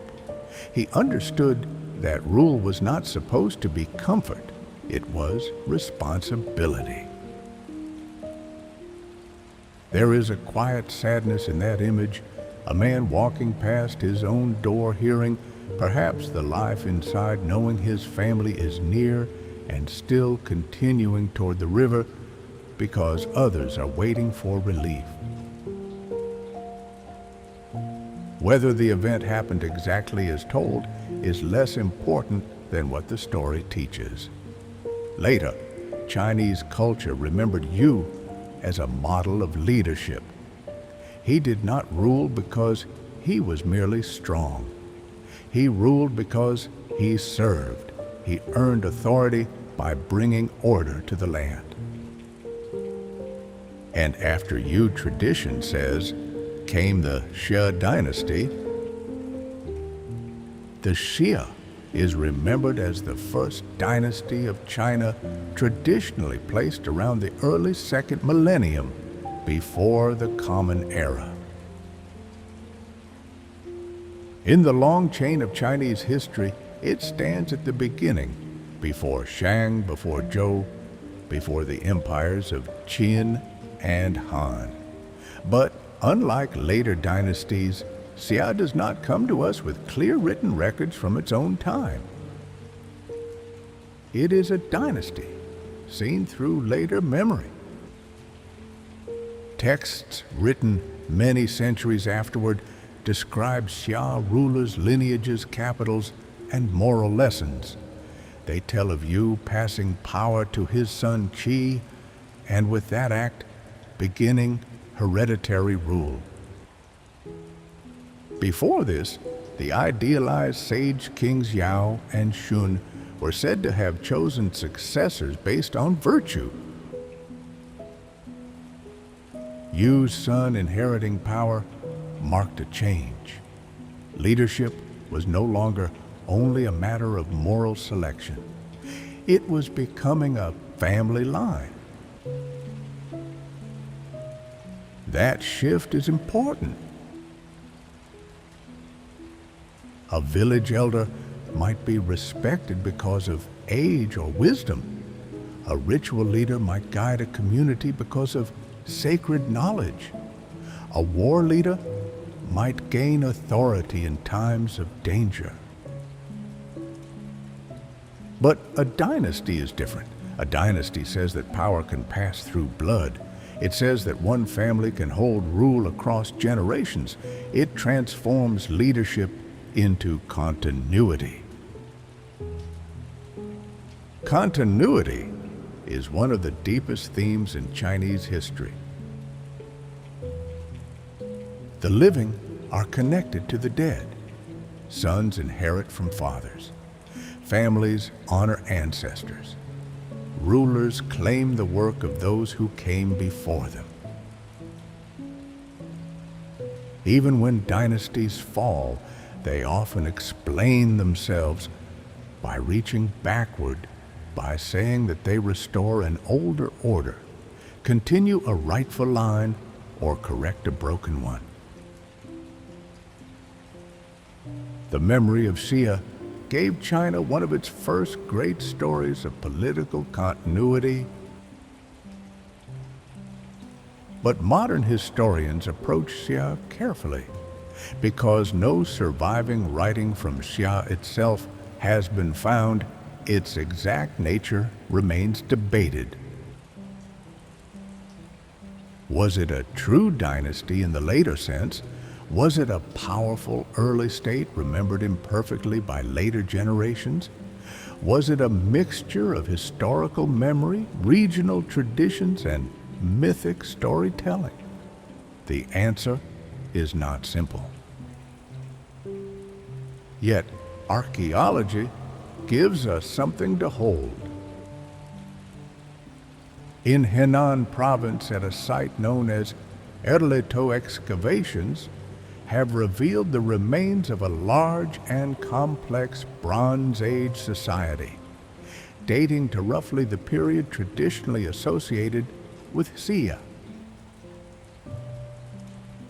Erletou had palatial buildings, roads, workshops, elite residences, bronze production, turquoise ornaments, jade objects, and signs of organized planning. It was not a small farming village. It was a center of power. When we imagine Erletou, we should not picture the later grandeur of imperial capitals. There were no vast stone palaces like those of much later ages, but compared with the villages that came before Erletou, represented a different world. Large buildings stood on rammed earth foundations.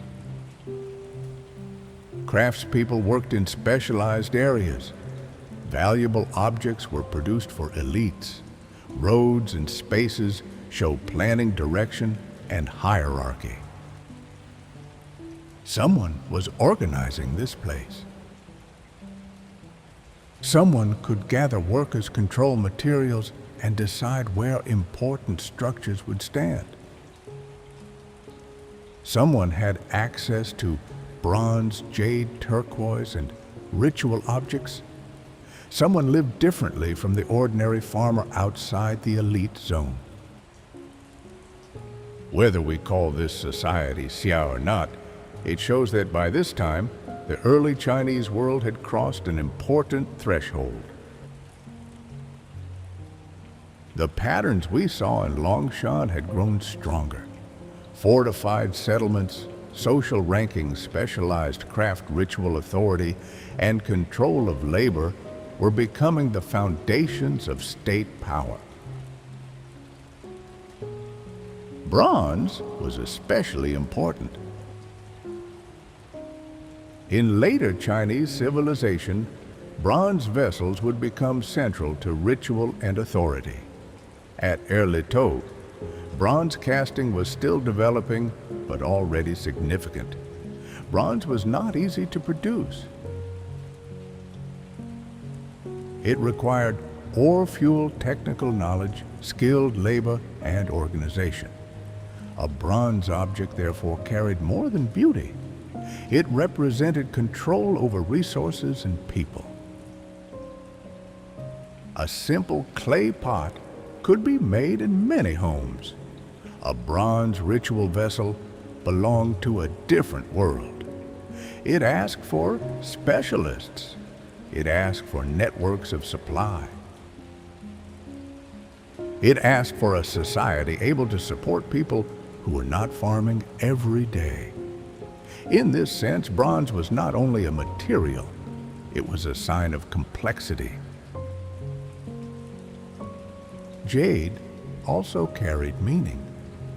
Long before dynastic China, jade had been valued for its color, hardness, smoothness, and luminous quality. It was difficult to shape, which made it precious. Jade ornaments, blades, and ritual objects could mark status and sacred significance.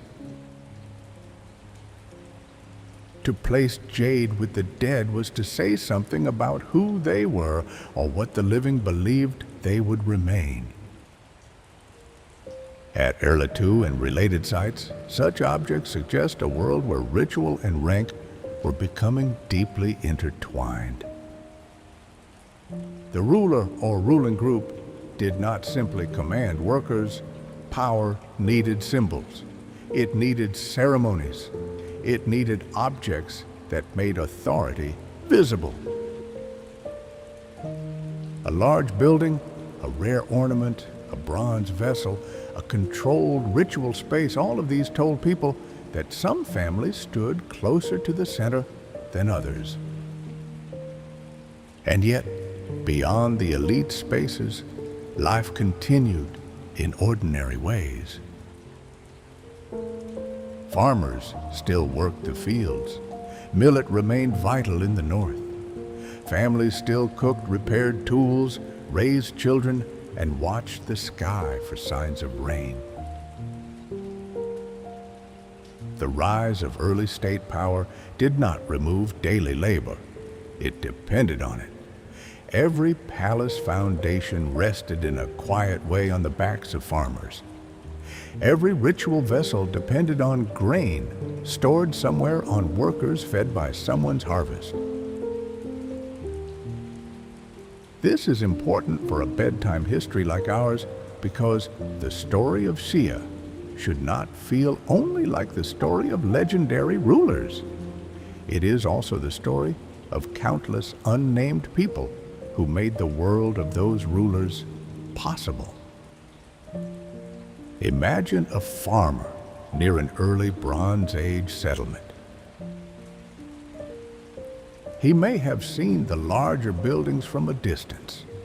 He may have known that certain people received tribute, commanded labor, or held rituals that ordinary families could not enter. He may have carried grain-repaired ditches or joined others in seasonal work ordered by leaders. But much of his life was still measured by the same things as before: soil, rain, hunger, family tools, and the hope that the river would remain calm.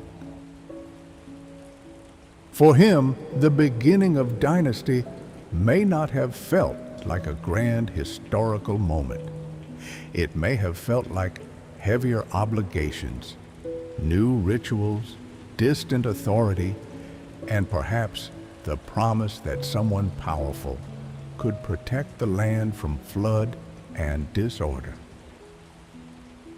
That promise is at the heart of Yu's legend. The ruler is justified because he brings order. But this idea carries a question that will follow Chinese history for thousands of years. What happens when rulers fail to bring order? What happens when they become selfish, cruel, or careless? What happens when floods return, harvests fail, and people begin to believe that the one above them has lost the right to rule? Later dynasties would answer this through the idea of the mandate of heaven. But even before that idea was fully formed, the memory of Yu and Xia already connected moral rule with harmony in the land. To govern well was to keep the human world aligned with nature ancestors and cosmic order. The end of Xia, as later tradition tells, it came through moral failure. The last ruler, Jia, was remembered as a tyrant, indulgent, cruel, and unworthy. Whether the details are historical or shaped by later political teaching, the pattern became familiar. A dynasty begins with virtue and service. Over generations, it grows corrupt. Heaven, the people, or history turns against it. a new power rises to restore order. This pattern would be repeated again and again in Chinese historical memory. It is not only a way of telling what happened, it is a way of making sense of change. If a dynasty falls, then its fall must mean something. It cannot be random. It must reflect moral imbalance. The story of Zhou therefore became more than an account of a distant past. It became the first movement in a rhythm rise, virtue decline, disorder replacement. The next dynasty, Shang, would stand more firmly in history. It would leave inscriptions on bones and shells. It would cast powerful bronze vessels. It would build royal tombs and ask its ancestors direct questions about reign, war, childbirth, and sacrifice.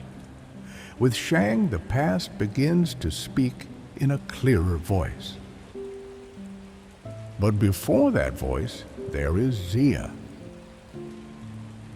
Elusive, half-lit, and difficult to hold.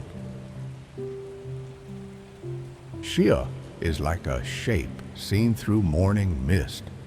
We can see outlines, flood legends, sage rulers, hereditary power, early bronze palatial centers, social hierarchy.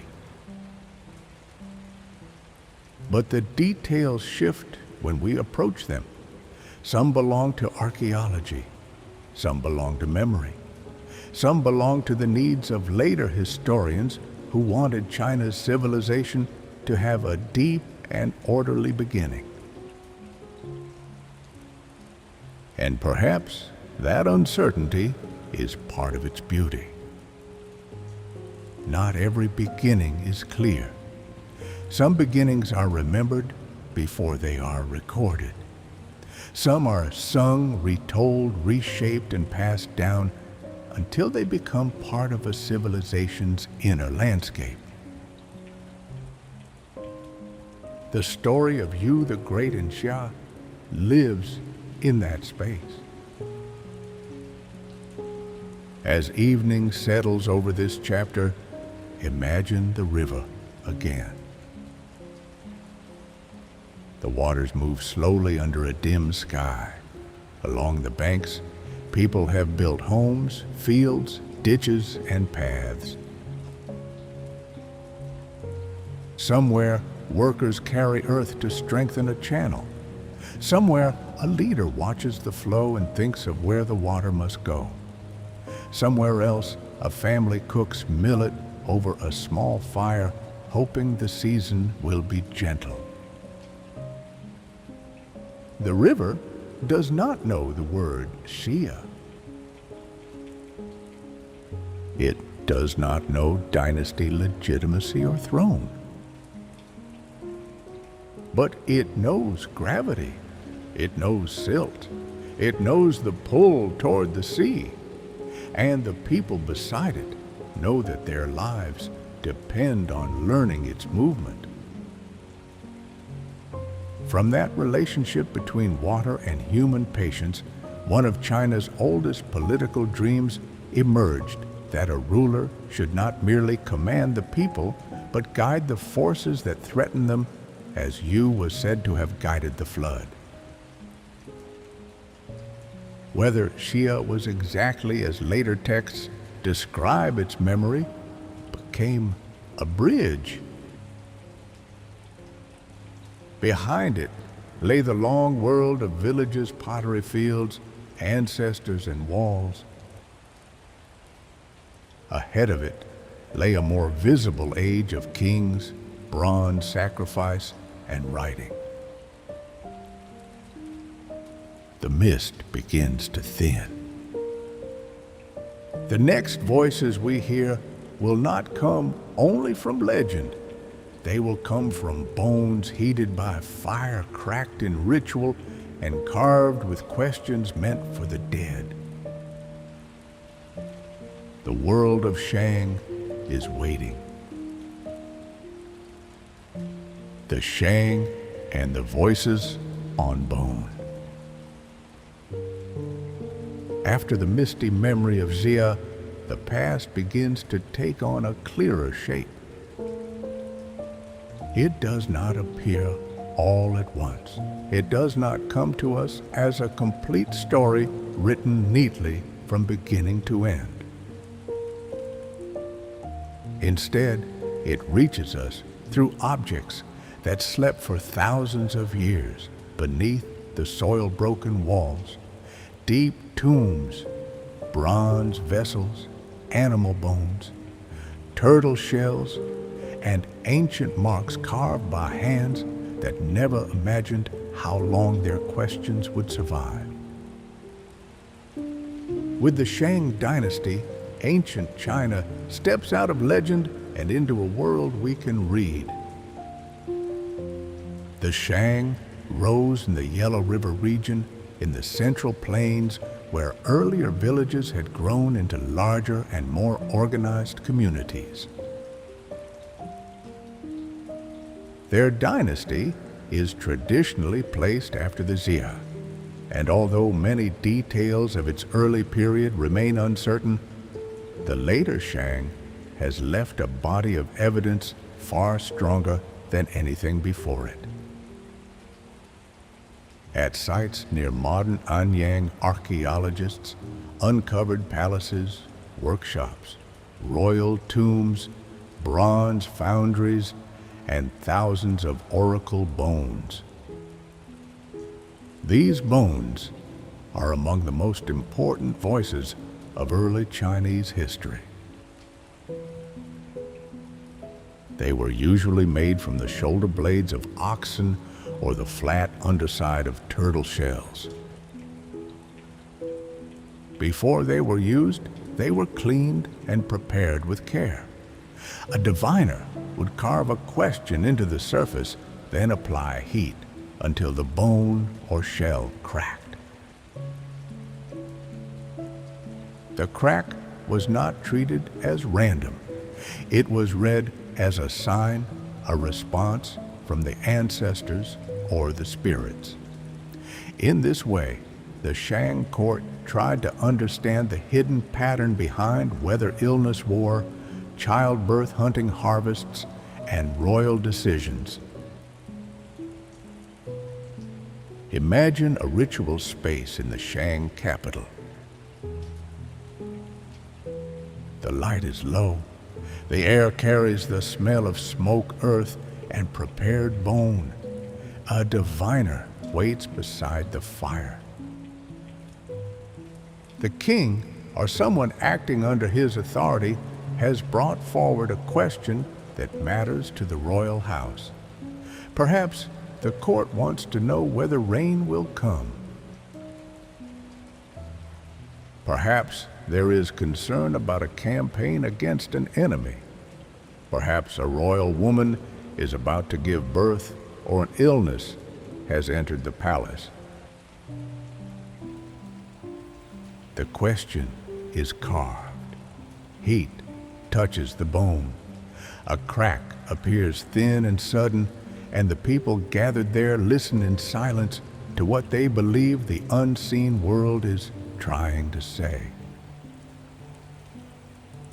This was not a small superstition at the edge of Shang life. It stood near the center of royal power. The Shang king was more than a political ruler. He was the main link between the living community and the ancestral realm. The dead, especially royal ancestors, were believed to remain active after death. They could send help, warning illness, victory, reign, or misfortune. Because of this, the king's duty was not only to command armies or receive tribute. He had to maintain communication with those who had ruled before him.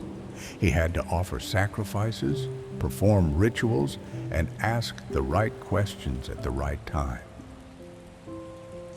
For the Shang, the world of the living and the world of the dead were closely joined. A harvest did not depend only on labor in the field. It also depended on forces beyond human sight. A military campaign did not depend only on weapons and soldiers. It also required ancestral approval. A child's birth, a dream, a storm, a toothache, a hunt, a journey, or a drought could all become matters for divination. The oracle bones show us a royal world filled with uncertainty, but also with the belief that uncertainty could be approached through ritual. The questions preserved on these bones feel both distant and familiar. They belong to a world of king sacrifices and sacred cracks in heated bone. Yet beneath that ancient form, the concerns are human. People wanted rain at the right time. They feared sickness. They worried about childbirth. They wanted to know whether danger was coming. They hoped the dead still cared for the living. More than 3,000 years later, the surface of the ritual has changed, but the feeling beneath it remains easy to understand. The oracle bones also preserve the earliest mature form of Chinese writing. The characters carved into them are ancient and angular, but many are recognizable ancestors of later Chinese script. This continuity is extraordinary. Dynasties would rise and collapse, capitals would move, philosophies would change, and new peoples would enter the story. Yet the written tradition that begins so clearly on oracle bones would continue to evolve across the centuries.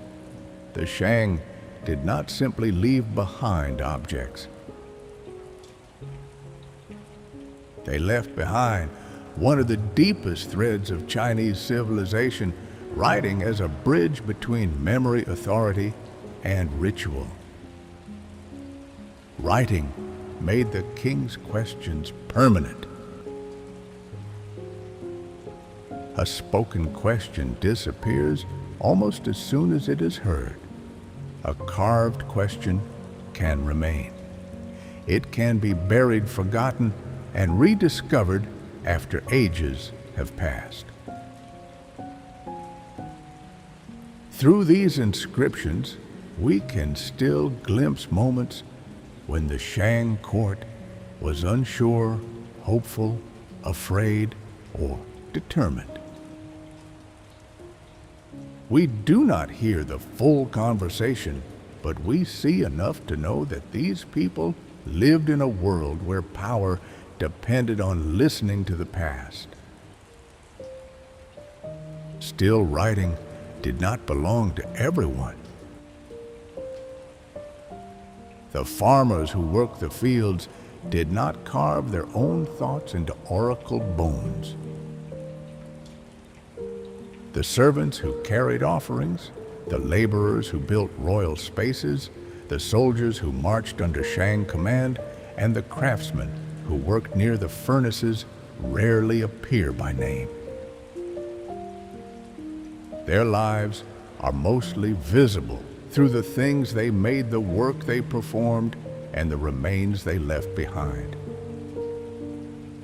Shang history is clearer than the ages before it, but it is still a history where the voices of ordinary people come to us softly and indirectly. Most people lived close to the soil. Millet remained an important crop in the north. Families planted harvested ground grain, cooked food, raised animals, gathered fuel, repaired tools, and watched the weather, with the same attention their ancestors had known for generations. Even when the king asked the ancestors about rain, ordinary farmers were watching the same clouds for practical reasons. A ritual question in the palace and a quiet hope in a village could be tied to the same sky. This is one of the ways Shang civilization should be imagined, not only as a court of kings and diviners, but as a layered world. At the top stood the royal house, surrounded by ritual bronze divination and military command. Around them were nobles, officials, warriors, priests, and skilled artisans. Beyond the royal centers were farming communities that sustained the entire structure, their grain-fed workers and soldiers. Their labor supported construction and craft production. Their animals and harvests could become offerings in rituals they did not control. The Shang world was deeply hierarchical. Royal tombs show this with great force. Some burials were simple. Others were enormous, filled with bronze vessels, jade ornaments, weapons, chariots, animals, and human sacrifices. To modern eyes, these tombs can feel severe and unsettling, but they reveal how the Shang understood rank, death, and power. A king did not become ordinary after death. He entered the ancestral realm still surrounded by signs of authority. The courtly order of life was carried in ritual form and sometimes in brutal reality into the grave. At Anyang, some royal tombs were cut deep into the earth with ramps leading down into burial chambers. Bronze vessels were placed with care. Weapons rested beside the dead. Jade objects were arranged as precious signs of status and sacred value. Horses and chariots accompanied elite burials, showing the importance of warfare and mobility. The scale of these tombs tells us that Shang power could gather enormous resources and direct the labor of many people toward the honor of a few. Yet, even here, the story is not only about death. A tomb also shows what a society valued. The Shang valued bronze jade weapons, sacrifice, ancestry, and continuity. They believed the dead remained powerful. They believed ritual action could affect the living world. They believed the king stood at a point where human order and sacred order met. Bronze was one of the clearest symbols of that world. The Shang were masters of bronze casting. Their artisans created vessels of impressive weight, complexity, and beauty. These were not ordinary cooking pots. They were ritual objects used in ceremonies involving food, wine, and offerings to ancestors and spirits. Many were decorated with dense patterns, animal forms, spirals, and the mysterious Taoti mask, a face-like design that seems to stare from the surface without fully becoming a single animal. A Shang bronze vessel has a very different feeling from the painted pottery of earlier villages. The pottery of Yangtze carried the warmth of clay hand, pigment, and hearth. Shang bronze carries the weight of ritual authority. It feels formal, powerful, and enduring. Its surface suggests a world where ceremony had become more elaborate, where objects could speak for status, lineage, and sacred connection. To own or use such a vessel was to stand close to the center of power. Making bronze required great organization. Copper, tin, and lead had to be obtained. Fuel had to be gathered in large amounts. Molds had to be prepared with precision.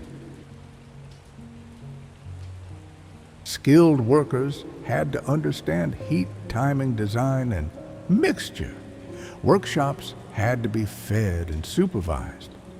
The final object was beautiful, but behind it stood a whole system of labor and control.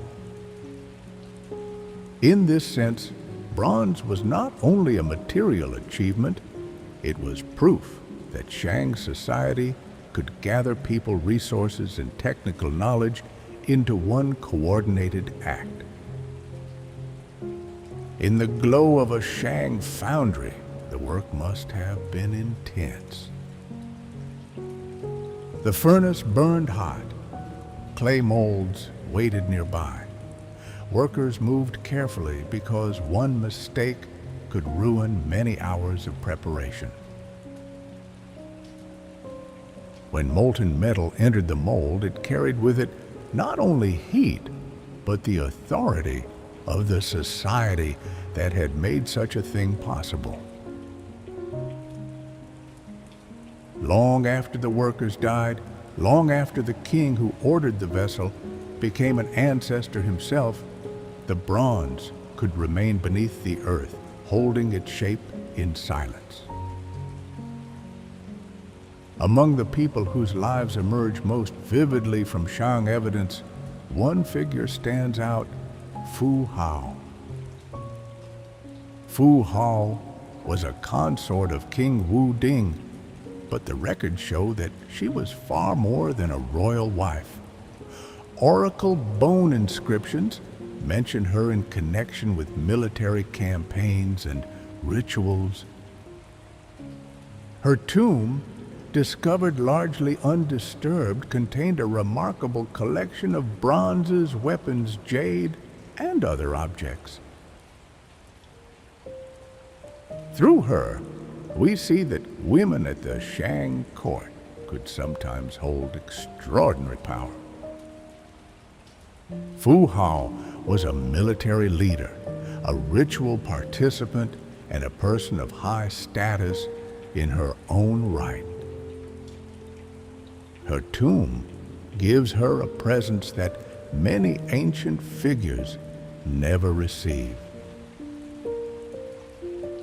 It does not tell us everything about her personality or private thoughts, but it shows how important she was in the world of Shang power. Weapons in her tomb speak of command. Ritual vessels speak of sacred role. Jade and bronze speak of rank. The inscriptions that mention her allow her to step out of the general darkness of early history and become one of the first named women of ancient China known with real clarity. For thousands of years, her burial remained closed. Above it, time passed in layers. Dynasties rose and disappeared. Fields were planted. Later, rulers claimed heaven's mandate. Philosophers taught about virtue, order, and harmony. Empires expanded and broke apart. Beneath all of that, Fu Hao's bronzes and weapons stayed in the earth, waiting until they could speak again through discovery. War was also woven into Shang life. The oracle bones record campaigns against neighboring groups. Bronze weapons, chariots, and organized armies gave the Shang military strength. Warfare brought captives tribute land and prestige. It also fed the sacrificial system because some captives were used in rituals or buried with elites. This is one of the darker parts of Shang civilization, and it should not be ignored even when the telling remains gentle. For ordinary people, war may have appeared less as a grand royal event and more as disruption. Men could be called away. Fields could lose workers. Captives could be brought into the royal centers. Border communities could face raids or campaigns. The king's inscriptions might preserve the decision to attack, but the cost of that decision spread through many lives that were never written down. Shang power was impressive, but it rested on a world where force, labor ritual, and fear were closely connected. This does not make Shang only a cruel society.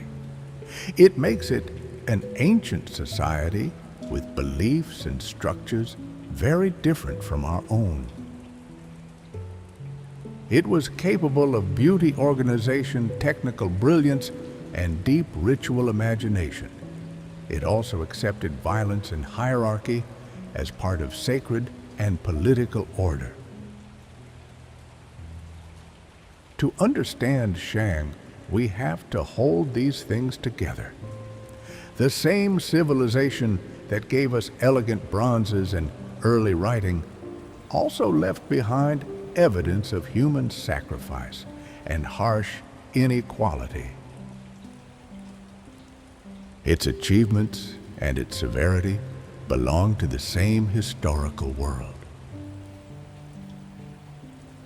Over time, the Shang state faced pressure from both within and beyond its borders. Military campaigns consumed resources. Subject peoples and neighboring groups resisted. Royal power may have grown heavy. The demands of ritual warfare and elite display placed burdens on those below. In the West, a people known as the Zhou were gaining strength. They were familiar with much of the Shang world, but they would eventually challenge it directly. When the Zhou overthrew the Shang, they did not simply replace one ruling house with another. They offered a new explanation for why such replacement was rightful. They claimed that the Shang had lost the favor of heaven. This idea would become one of the most important political beliefs in Chinese history. But before that idea fully enters our story, we should pause for a final moment in the Shang world and let its atmosphere settle. The royal halls are quiet now. The furnace fires have dimmed. A bronze vessel rests in shadow after ceremony. Somewhere in the palace, a prepared bone bears the marks of a question once considered urgent. Outside, the center of Power Village life continues beneath the same night sky. Farmers think of rain. Families think of health craftsmen. Think of the next day's work. And soldiers wait within a kingdom where royal decisions can carry them far from home. The Shang believed that the living needed the ancestors in order to survive.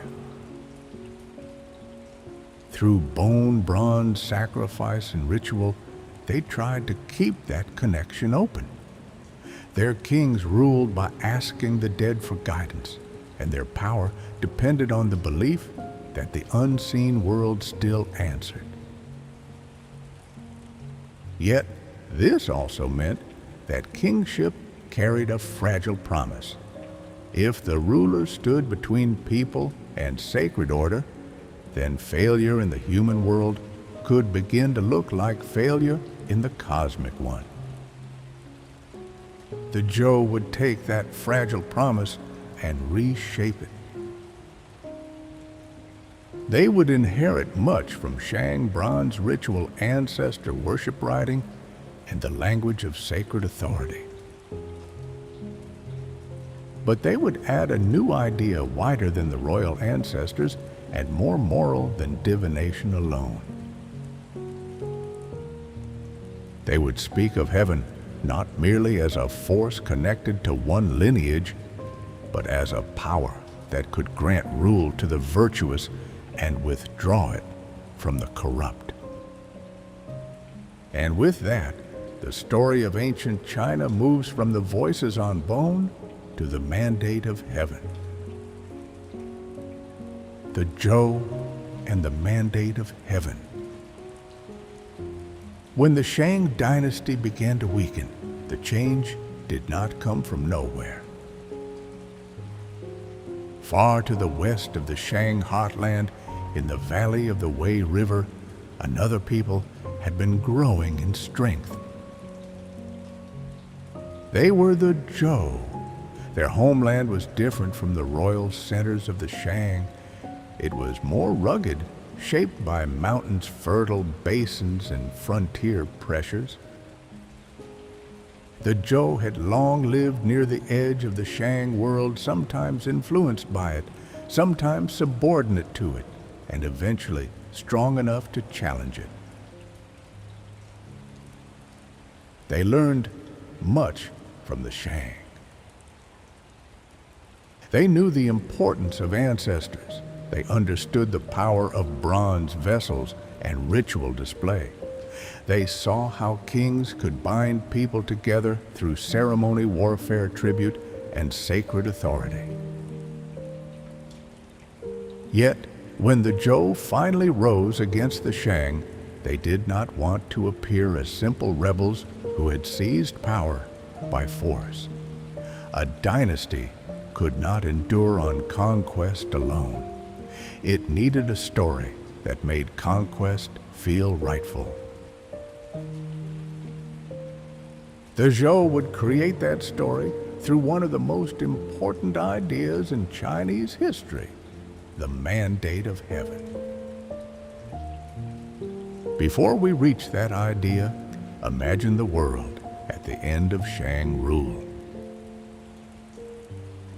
The royal house still stood surrounded by rituals, bronze vessels, ancestral sacrifices, and the old confidence of kings who believed they could speak to the dead. But power had become heavy. Campaigns cost resources. The ruling elite demanded labor and tribute.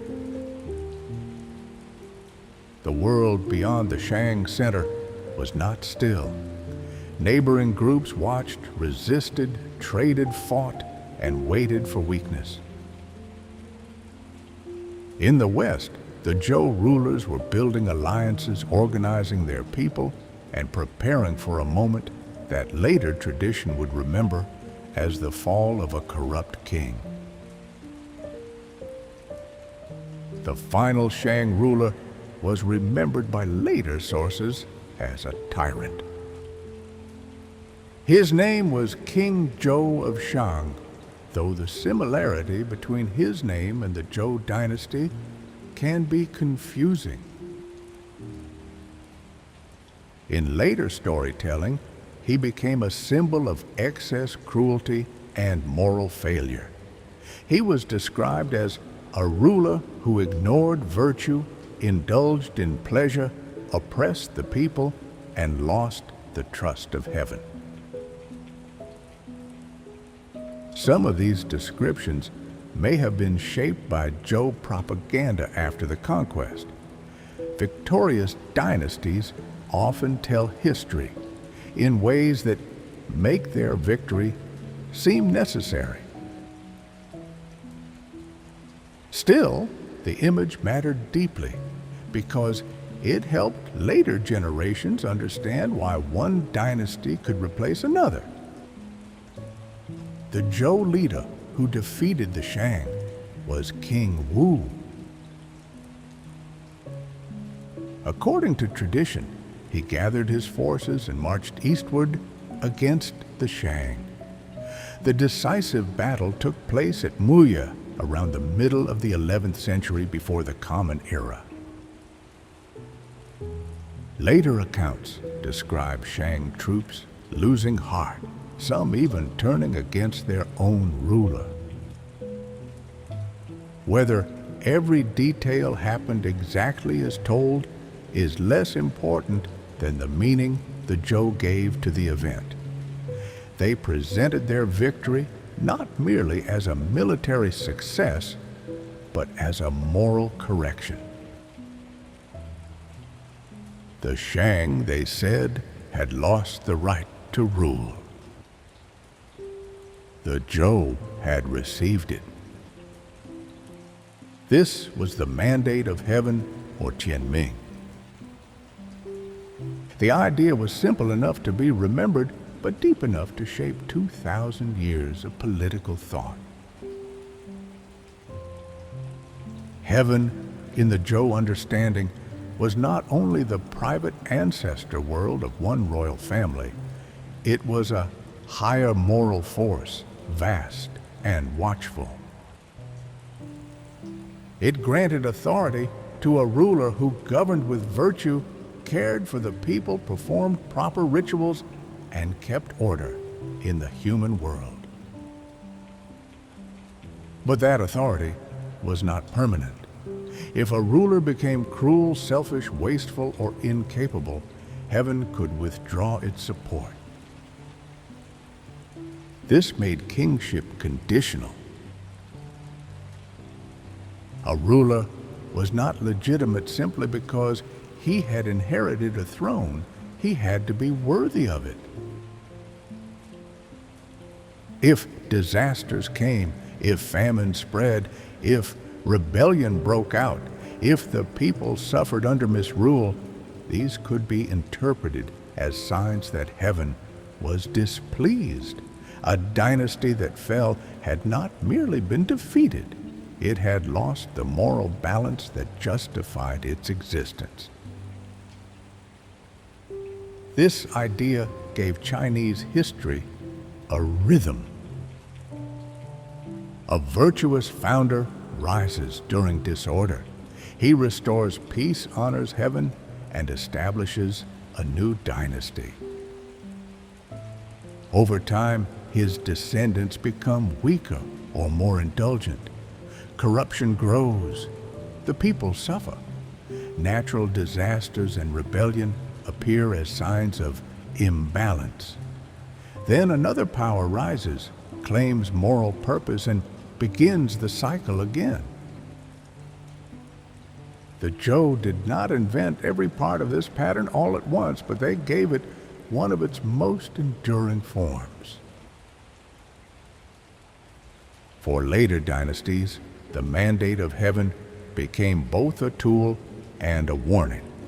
It allowed a new ruling house to justify overthrowing the old, but it also reminded every ruler that power carried responsibility. The throne was sacred, but it was not untouchable. Heaven could give, and heaven could take away. This was different from the idea that a king ruled only because of blood. It was also different from pure military power. A strong army could seize a capital, but the mandate of heaven asked a deeper question. Did the conquest restore order? Did it serve the people? Did it correct corruption? Did it align human rule with the moral pattern of the cosmos? Of course, in practice, rulers and statesmen could use this idea for their own purposes. Every victorious dynasty had reason to describe itself as heaven's chosen. Every fallen dynasty could be painted as corrupt. but the idea remained powerful because it gave political change a moral language. It made history feel meaningful, not random. After defeating the Shang, the Zhou inherited a vast and difficult realm. They could not simply rule all territories directly from one central palace. The world was too large, communication too slow, and local loyalties too strong. So, the early Zhou kings organized power through a feudal system. They granted lands to relatives, trusted allies, and important supporters. These men became lords over regional states. In return, they owed loyalty, tribute, military service, and ritual respect to the Zhou king. At first, this system worked well. The Zhou royal house stood at the center, and the regional lords formed a wide network around it. Many of those lords were tied to the king by blood marriage or shared conquest. They governed local lands, defended frontiers, spread Zhou culture, and helped maintain order. The king remained the son of heaven, the sacred center of the political and ritual world. The title Son of Heaven carried great meaning. It did not mean the king was a god in a simple sense. It meant that he stood between heaven and the human realm. His duty was to perform the right sacrifices, maintain proper order, and ensure harmony between the world above and the world below. If he ruled well, the seasons would remain balanced, the people would be secure, and the realm would prosper. If he failed, disorder in society and disorder in nature might begin to reflect each other. The Zhou continued many Shang traditions, especially ancestor worship and bronze ritual. Bronze vessels remained central in ceremonies. Food and wine were offered to ancestors. Music, bells, and formal gestures gave ritual its shape. But the Zhou broadened the meaning of sacred authority. The Shang kings had looked especially to their royal ancestors for guidance. The Zhou still honored ancestors, but they spoke more clearly of heaven as a higher moral power. This made rule less tied to one lineage's dead and more tied to a universal standard of virtue. That shift was subtle, but enormous. In a Zhou ritual hall, the old world of bronze and ancestor offerings still remained. The vessels gleamed in lamplight. The smoke of offerings rose. Musicians played. Nobles stood according to rank. But behind the ceremony, a new political meaning had taken root. The king's authority was not only inherited from his fathers, it was watched by heaven. Writing also changed in this period. The Shang had carved questions into oracle bones, seeking answers through divination.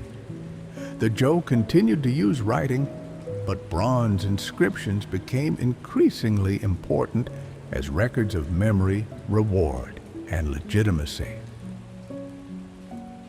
A king might grant land, honor a noble, commemorate a victory, or record a ritual dedication. These inscriptions were not only practical notes, they made political relationships durable. They turned royal favor into words cast in metal. A bronze inscription could preserve a moment of authority for generations. It could say that a lord had served well. It could name an ancestor. It could link a family's status to the king's recognition. It could place memory inside an object used in ritual, so that political loyalty and sacred ceremony became one. This is one reason the Zhou world feels so ordered in later memory. It was a world of ranks, ceremonies, obligations, kinship, and names. Everyone had a place, at least in theory.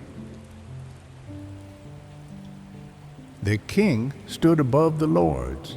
Lords stood above their ministers and warriors. Families were arranged through age, gender, and ancestry. Ritual taught people how to act within these relationships.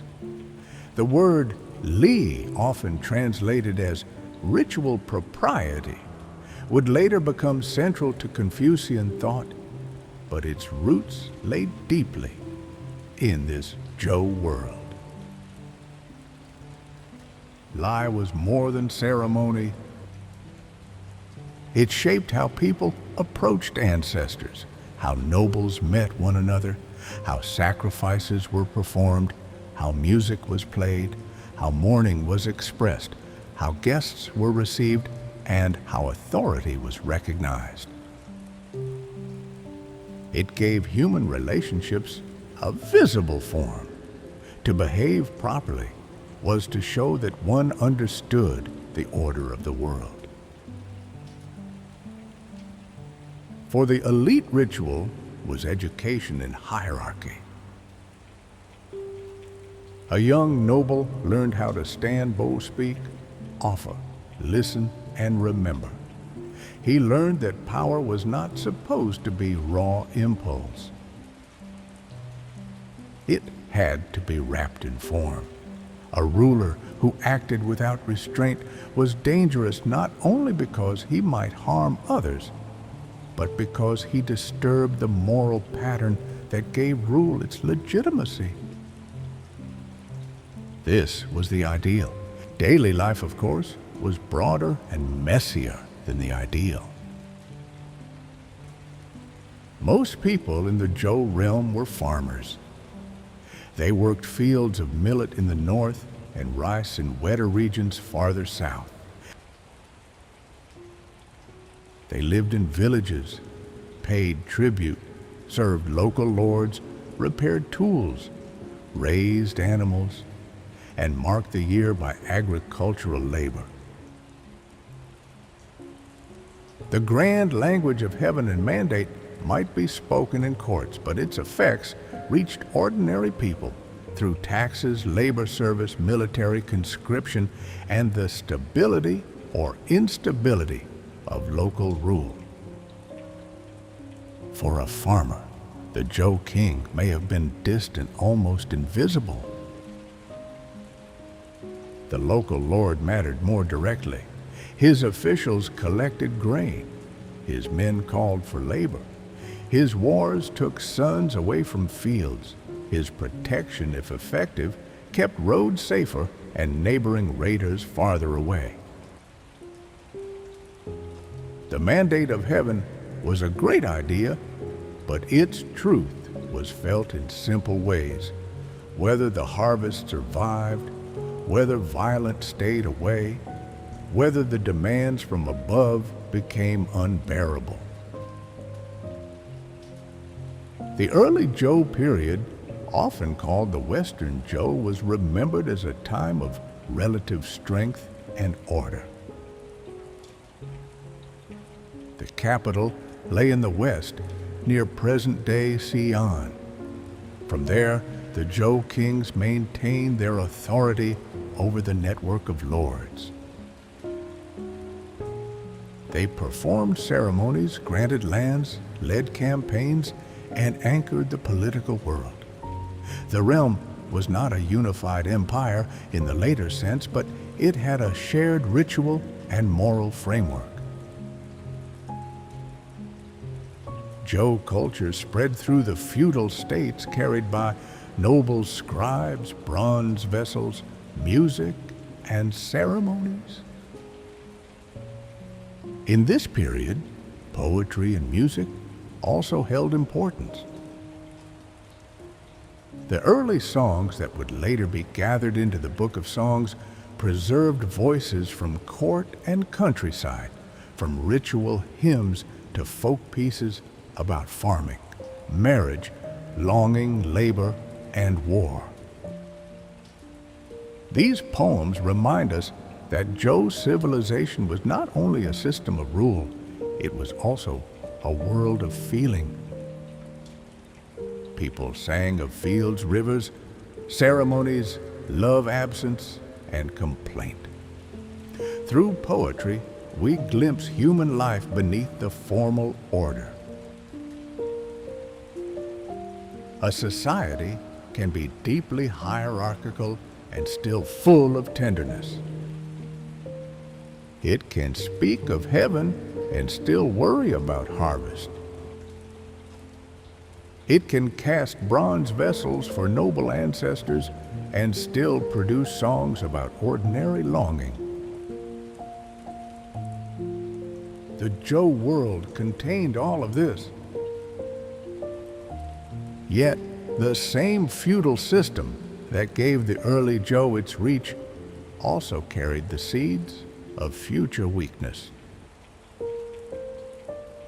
By granting lands to regional lords, the king extended his influence across a wide territory.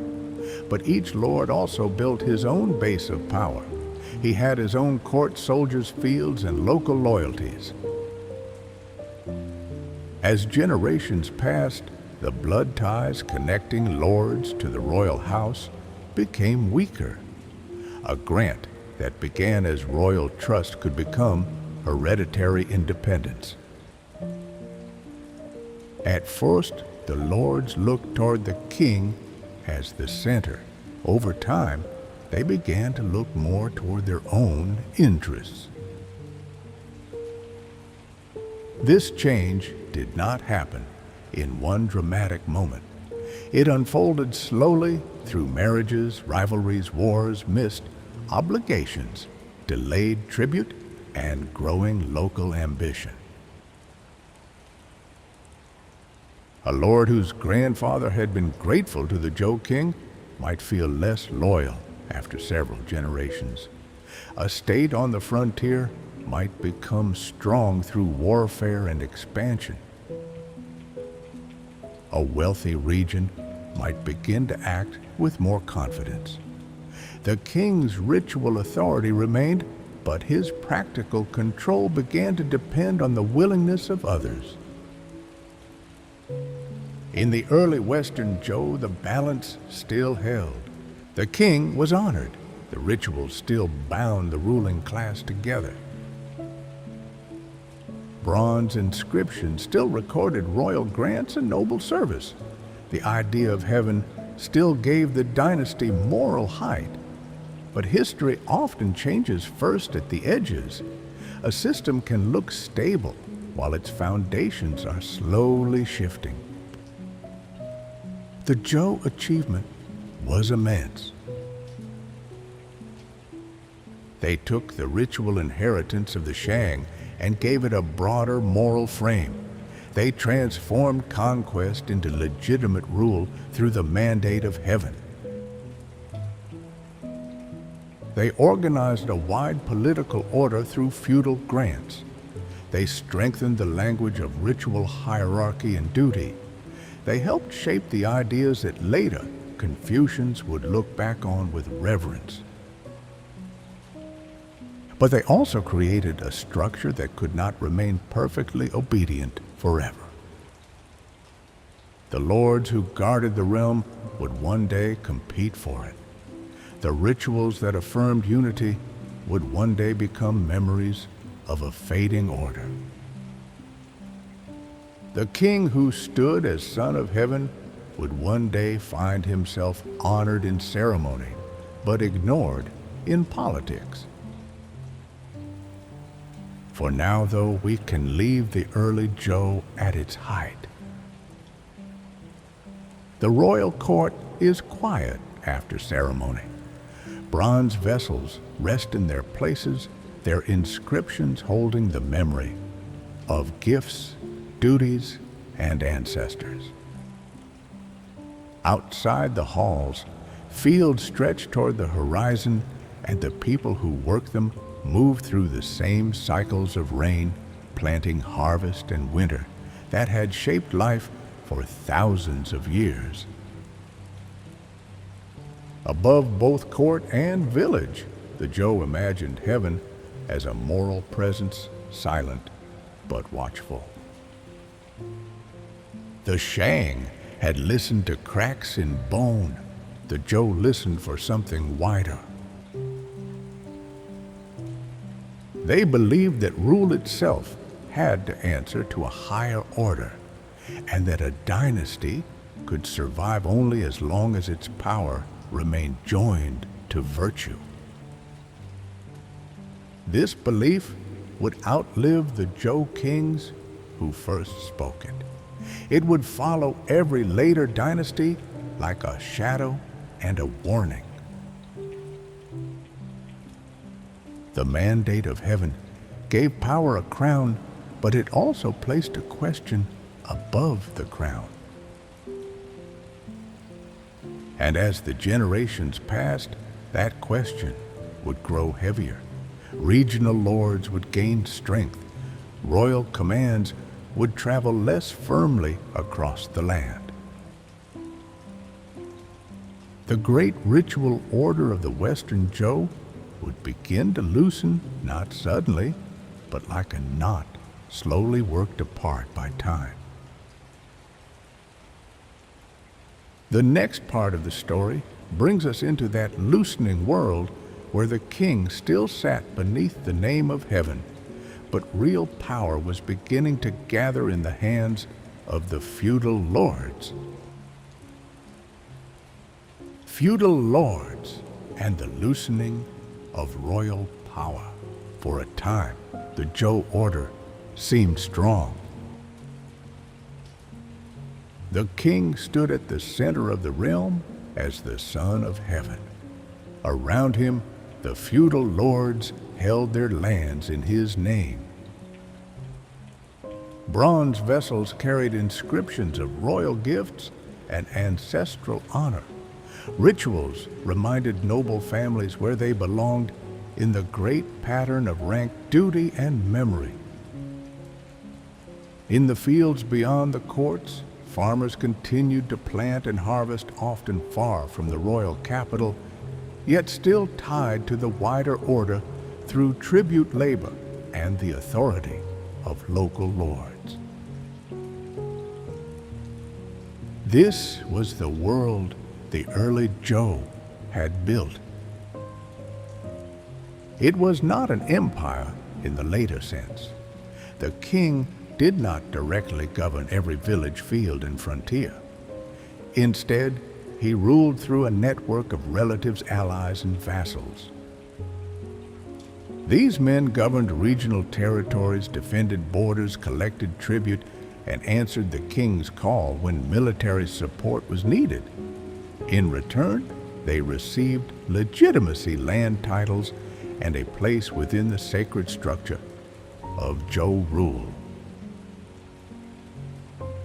At the beginning, the system carried a kind of balance. The Zhou king needed the lords because the realm was too wide to control from one court alone.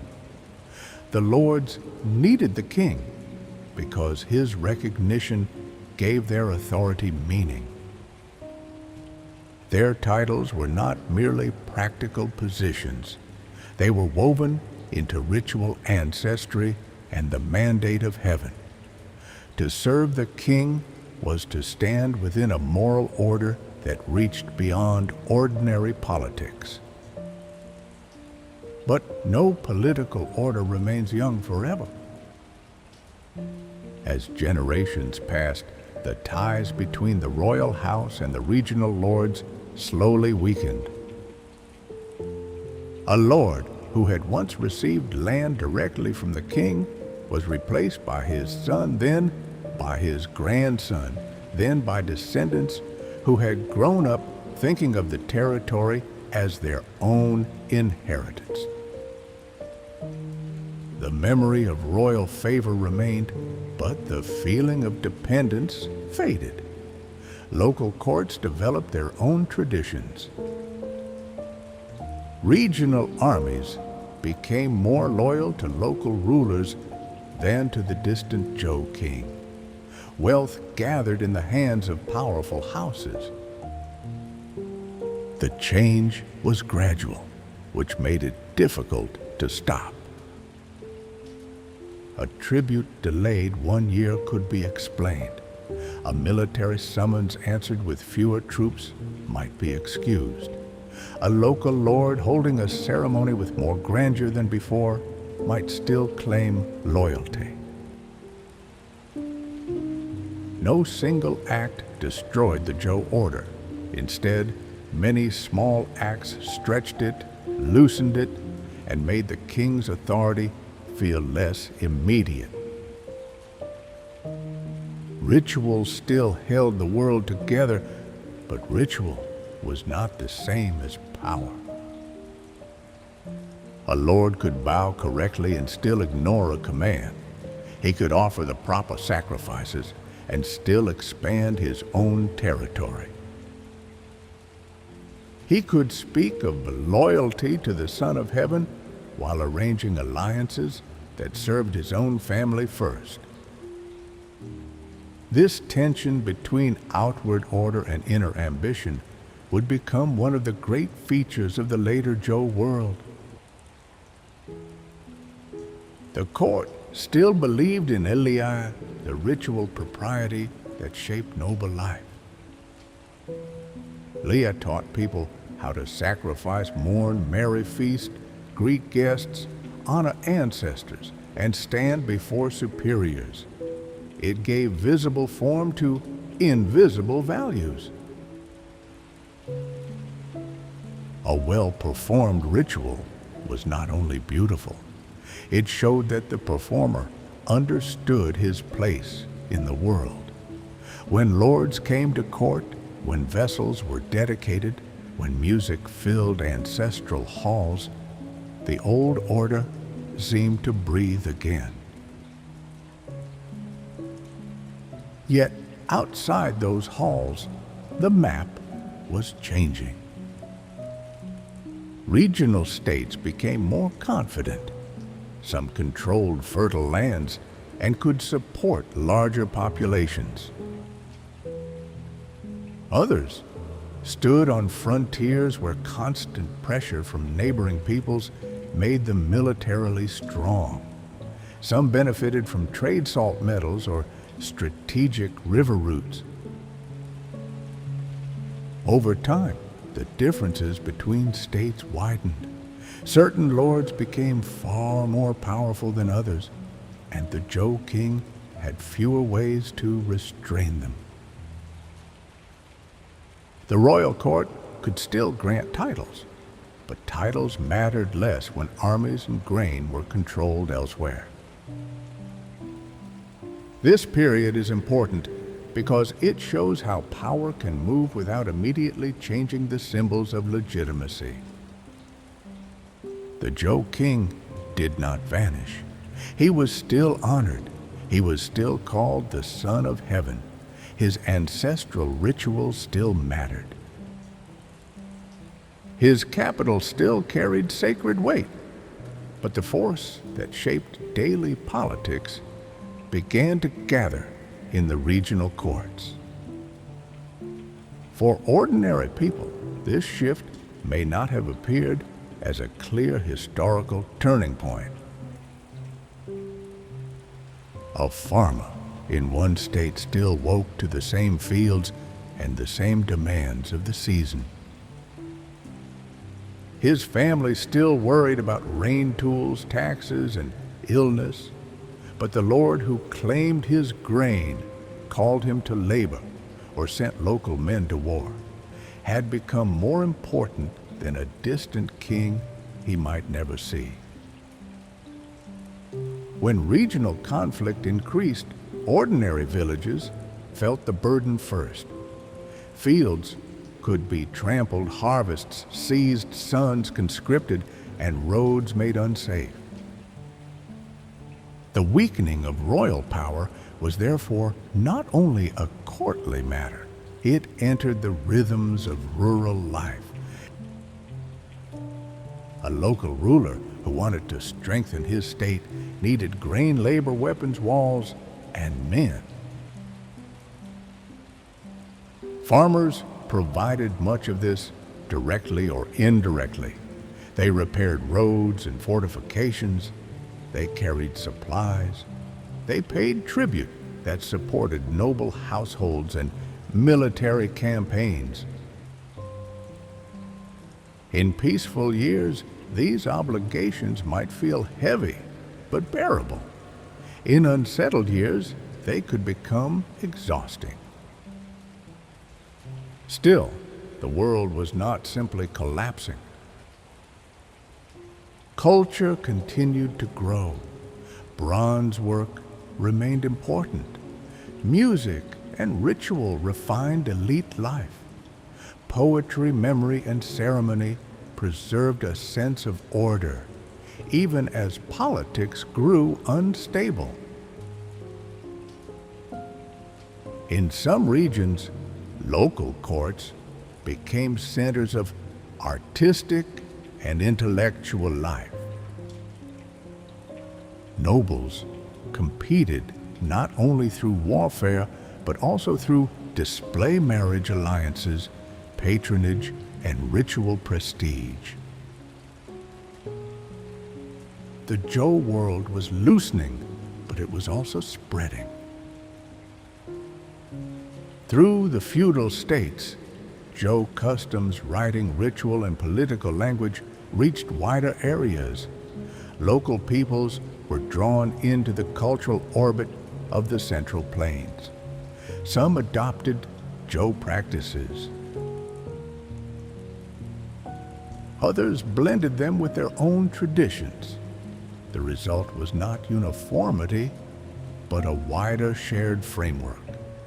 Even rivals could understand one another through the language of rank, ceremony, and ancestry. This shared world made conflict both more restrained and more complicated. Early Zhou warfare still carried a strong ritual element. Battles among noble houses were not yet always the massive struggles of later centuries. Chariots played a central role. Aristocratic warriors fought in ways shaped by honor, rank, and formal expectation. Before campaigns, sacrifices might be offered. Divination might be performed. Envoys might exchange messages. Captured nobles could be treated with a certain respect because they belonged to the same elite universe. But beneath the formality, violence remained real. Territories were contested. Smaller states feared stronger neighbors. Border peoples pressed against Zhou lands. Ambitious lords watched for weakness in rivals. Raids, punitive campaigns, and shifting alliances became more common. The old ritual language could soften the appearance of conflict, but it could not remove the struggle for land, prestige, and survival. Chariots became symbols of noble warfare. A chariot was not simply a vehicle. It required horses, craftsmen, trained drivers, warriors, roads, or open ground, and the resources to maintain all of them. To command chariots was to display status and military capability. On the battlefield, nobles rode above foot soldiers surrounded by retainers, banners, and the noise of wheels over earth.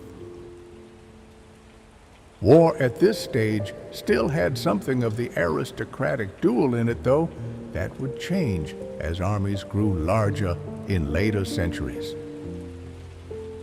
The sound of bronze bells and the sound of chariot wheels belonged to the same world.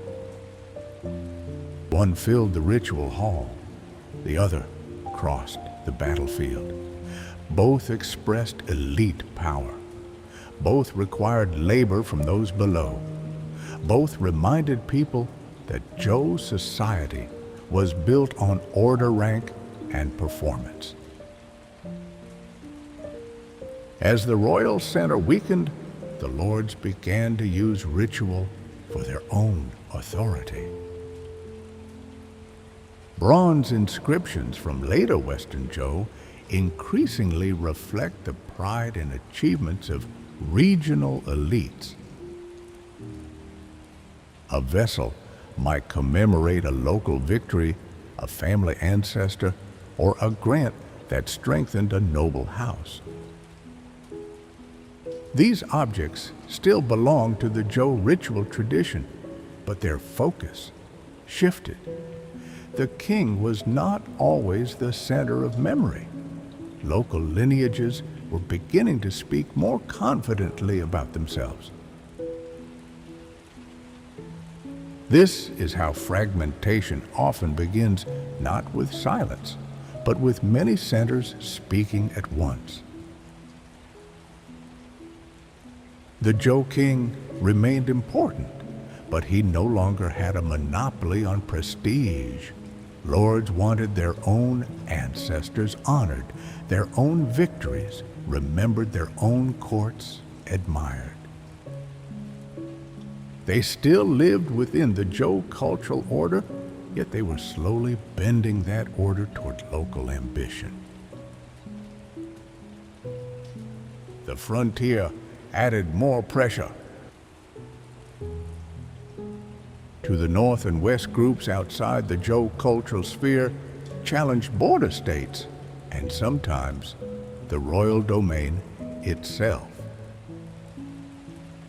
Later, Chinese texts often describe these peoples with broad labels that can sound dismissive, calling them barbarians or outsiders.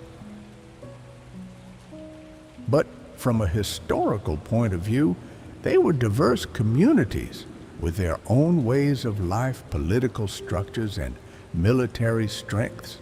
They traded, raided, migrated, intermarried, and fought with Zhou states. The frontier was not a simple line between civilization and chaos. It was a zone of contact. For the Zhou court, however, frontier pressure was dangerous. A strong king could use regional lords to defend the realm. A weak king depended on those same lords who might protect themselves first and the royal house second. As threats grew, the limits of the feudal system became clearer. The king had given power outward in order to govern. Now that power could not easily be pulled back. The crisis came in 771 BCE. By then, royal authority had been strained by internal politics, noble rivalries, and external pressure.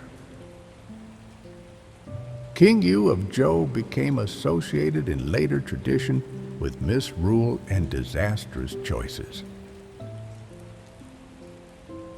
Stories about him vary, and some may have been shaped by moral lessons after the fact.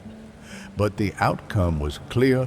The western capital at Haojing was attacked, and the king was killed. The fall of Haojing marked the end of the Western Zhou. It was more than the death of one ruler. It was the breaking of the old center. The royal house survived, but it could no longer hold the same position. The Zhou court moved eastward to Luoyang, beginning what historians call the Eastern Zhou period. The king still carried sacred legitimacy, but much of his practical power had been lost. The move east changed the feeling of the age. The Zhou king remained the son of heaven, but now he lived under the shadow of stronger lords. He could preside over rituals, receive formal respect, and serve as a symbol of continuity. Yet he could not command the realm as earlier kings had done. Real authority belonged increasingly to the regional states. The old feudal order did not disappear overnight, but it entered a new phase, one in which the king's name survived while his power thinned. This is one of the most delicate moments in ancient Chinese history. Nothing completely ends, yet everything is different. The rituals continue, but their force changes. The king remains, but his command weakens. The lords still speak the language of loyalty, but their actions reveal independence. The mandate of heaven still hangs above the political world, but no single ruler is strong enough to embody it fully. For later thinkers, this weakening of Zhou authority became a source of deep reflection. If ritual order could decay, how could society be restored? If lords pursued ambition over duty, what kind of virtue could restrain them? If inherited rank no longer guaranteed wisdom, should talented men from lower backgrounds be allowed to serve, these questions would become urgent in the centuries that follow. For now, the world stands at the edge of a new era. The old Western Zhou court, with its stronger kings and more coherent feudal network, has passed into memory. The Eastern Zhou has begun, but it is a thinner monarchy, surrounded by increasingly powerful states. The royal house still preserves the sacred language of heaven, but the land beneath that language is dividing into competing centers of power. In the villages, the seasons continue. Farmers still plant and harvest, families still honor their dead, craftsmen still shape bronze, wood, clay, and bone. Lords still gather retainers in their halls. Musicians still play in rituals that recall an older harmony. But beyond these familiar rhythms, the political world is becoming restless. States watch one another. Alliances form and fade. The king's court remains as a symbol, while the future begins to move elsewhere. The next stage would be remembered as the spring and autumn period. Its name sounds gentle, like the turning of seasons, but the world it describes was full of rivalry, diplomacy, ambition, and change. More than 100 states would struggle for place. Some would vanish. Others would rise as protectors, rivals, or hegemons. And amid this loosening order, new voices would begin asking how human beings might live well when the old rituals no longer held the world together. The Zhou had once used heaven to explain the rise and fall of dynasties. Now, beneath that same heaven, the realm was beginning to fracture. That's the end of part 1 of China history. Take a slow breath, Let your shoulders loosen. You have traveled far enough for tonight. Good night, my friends. Sleep well, and I will see you again in the next China journey.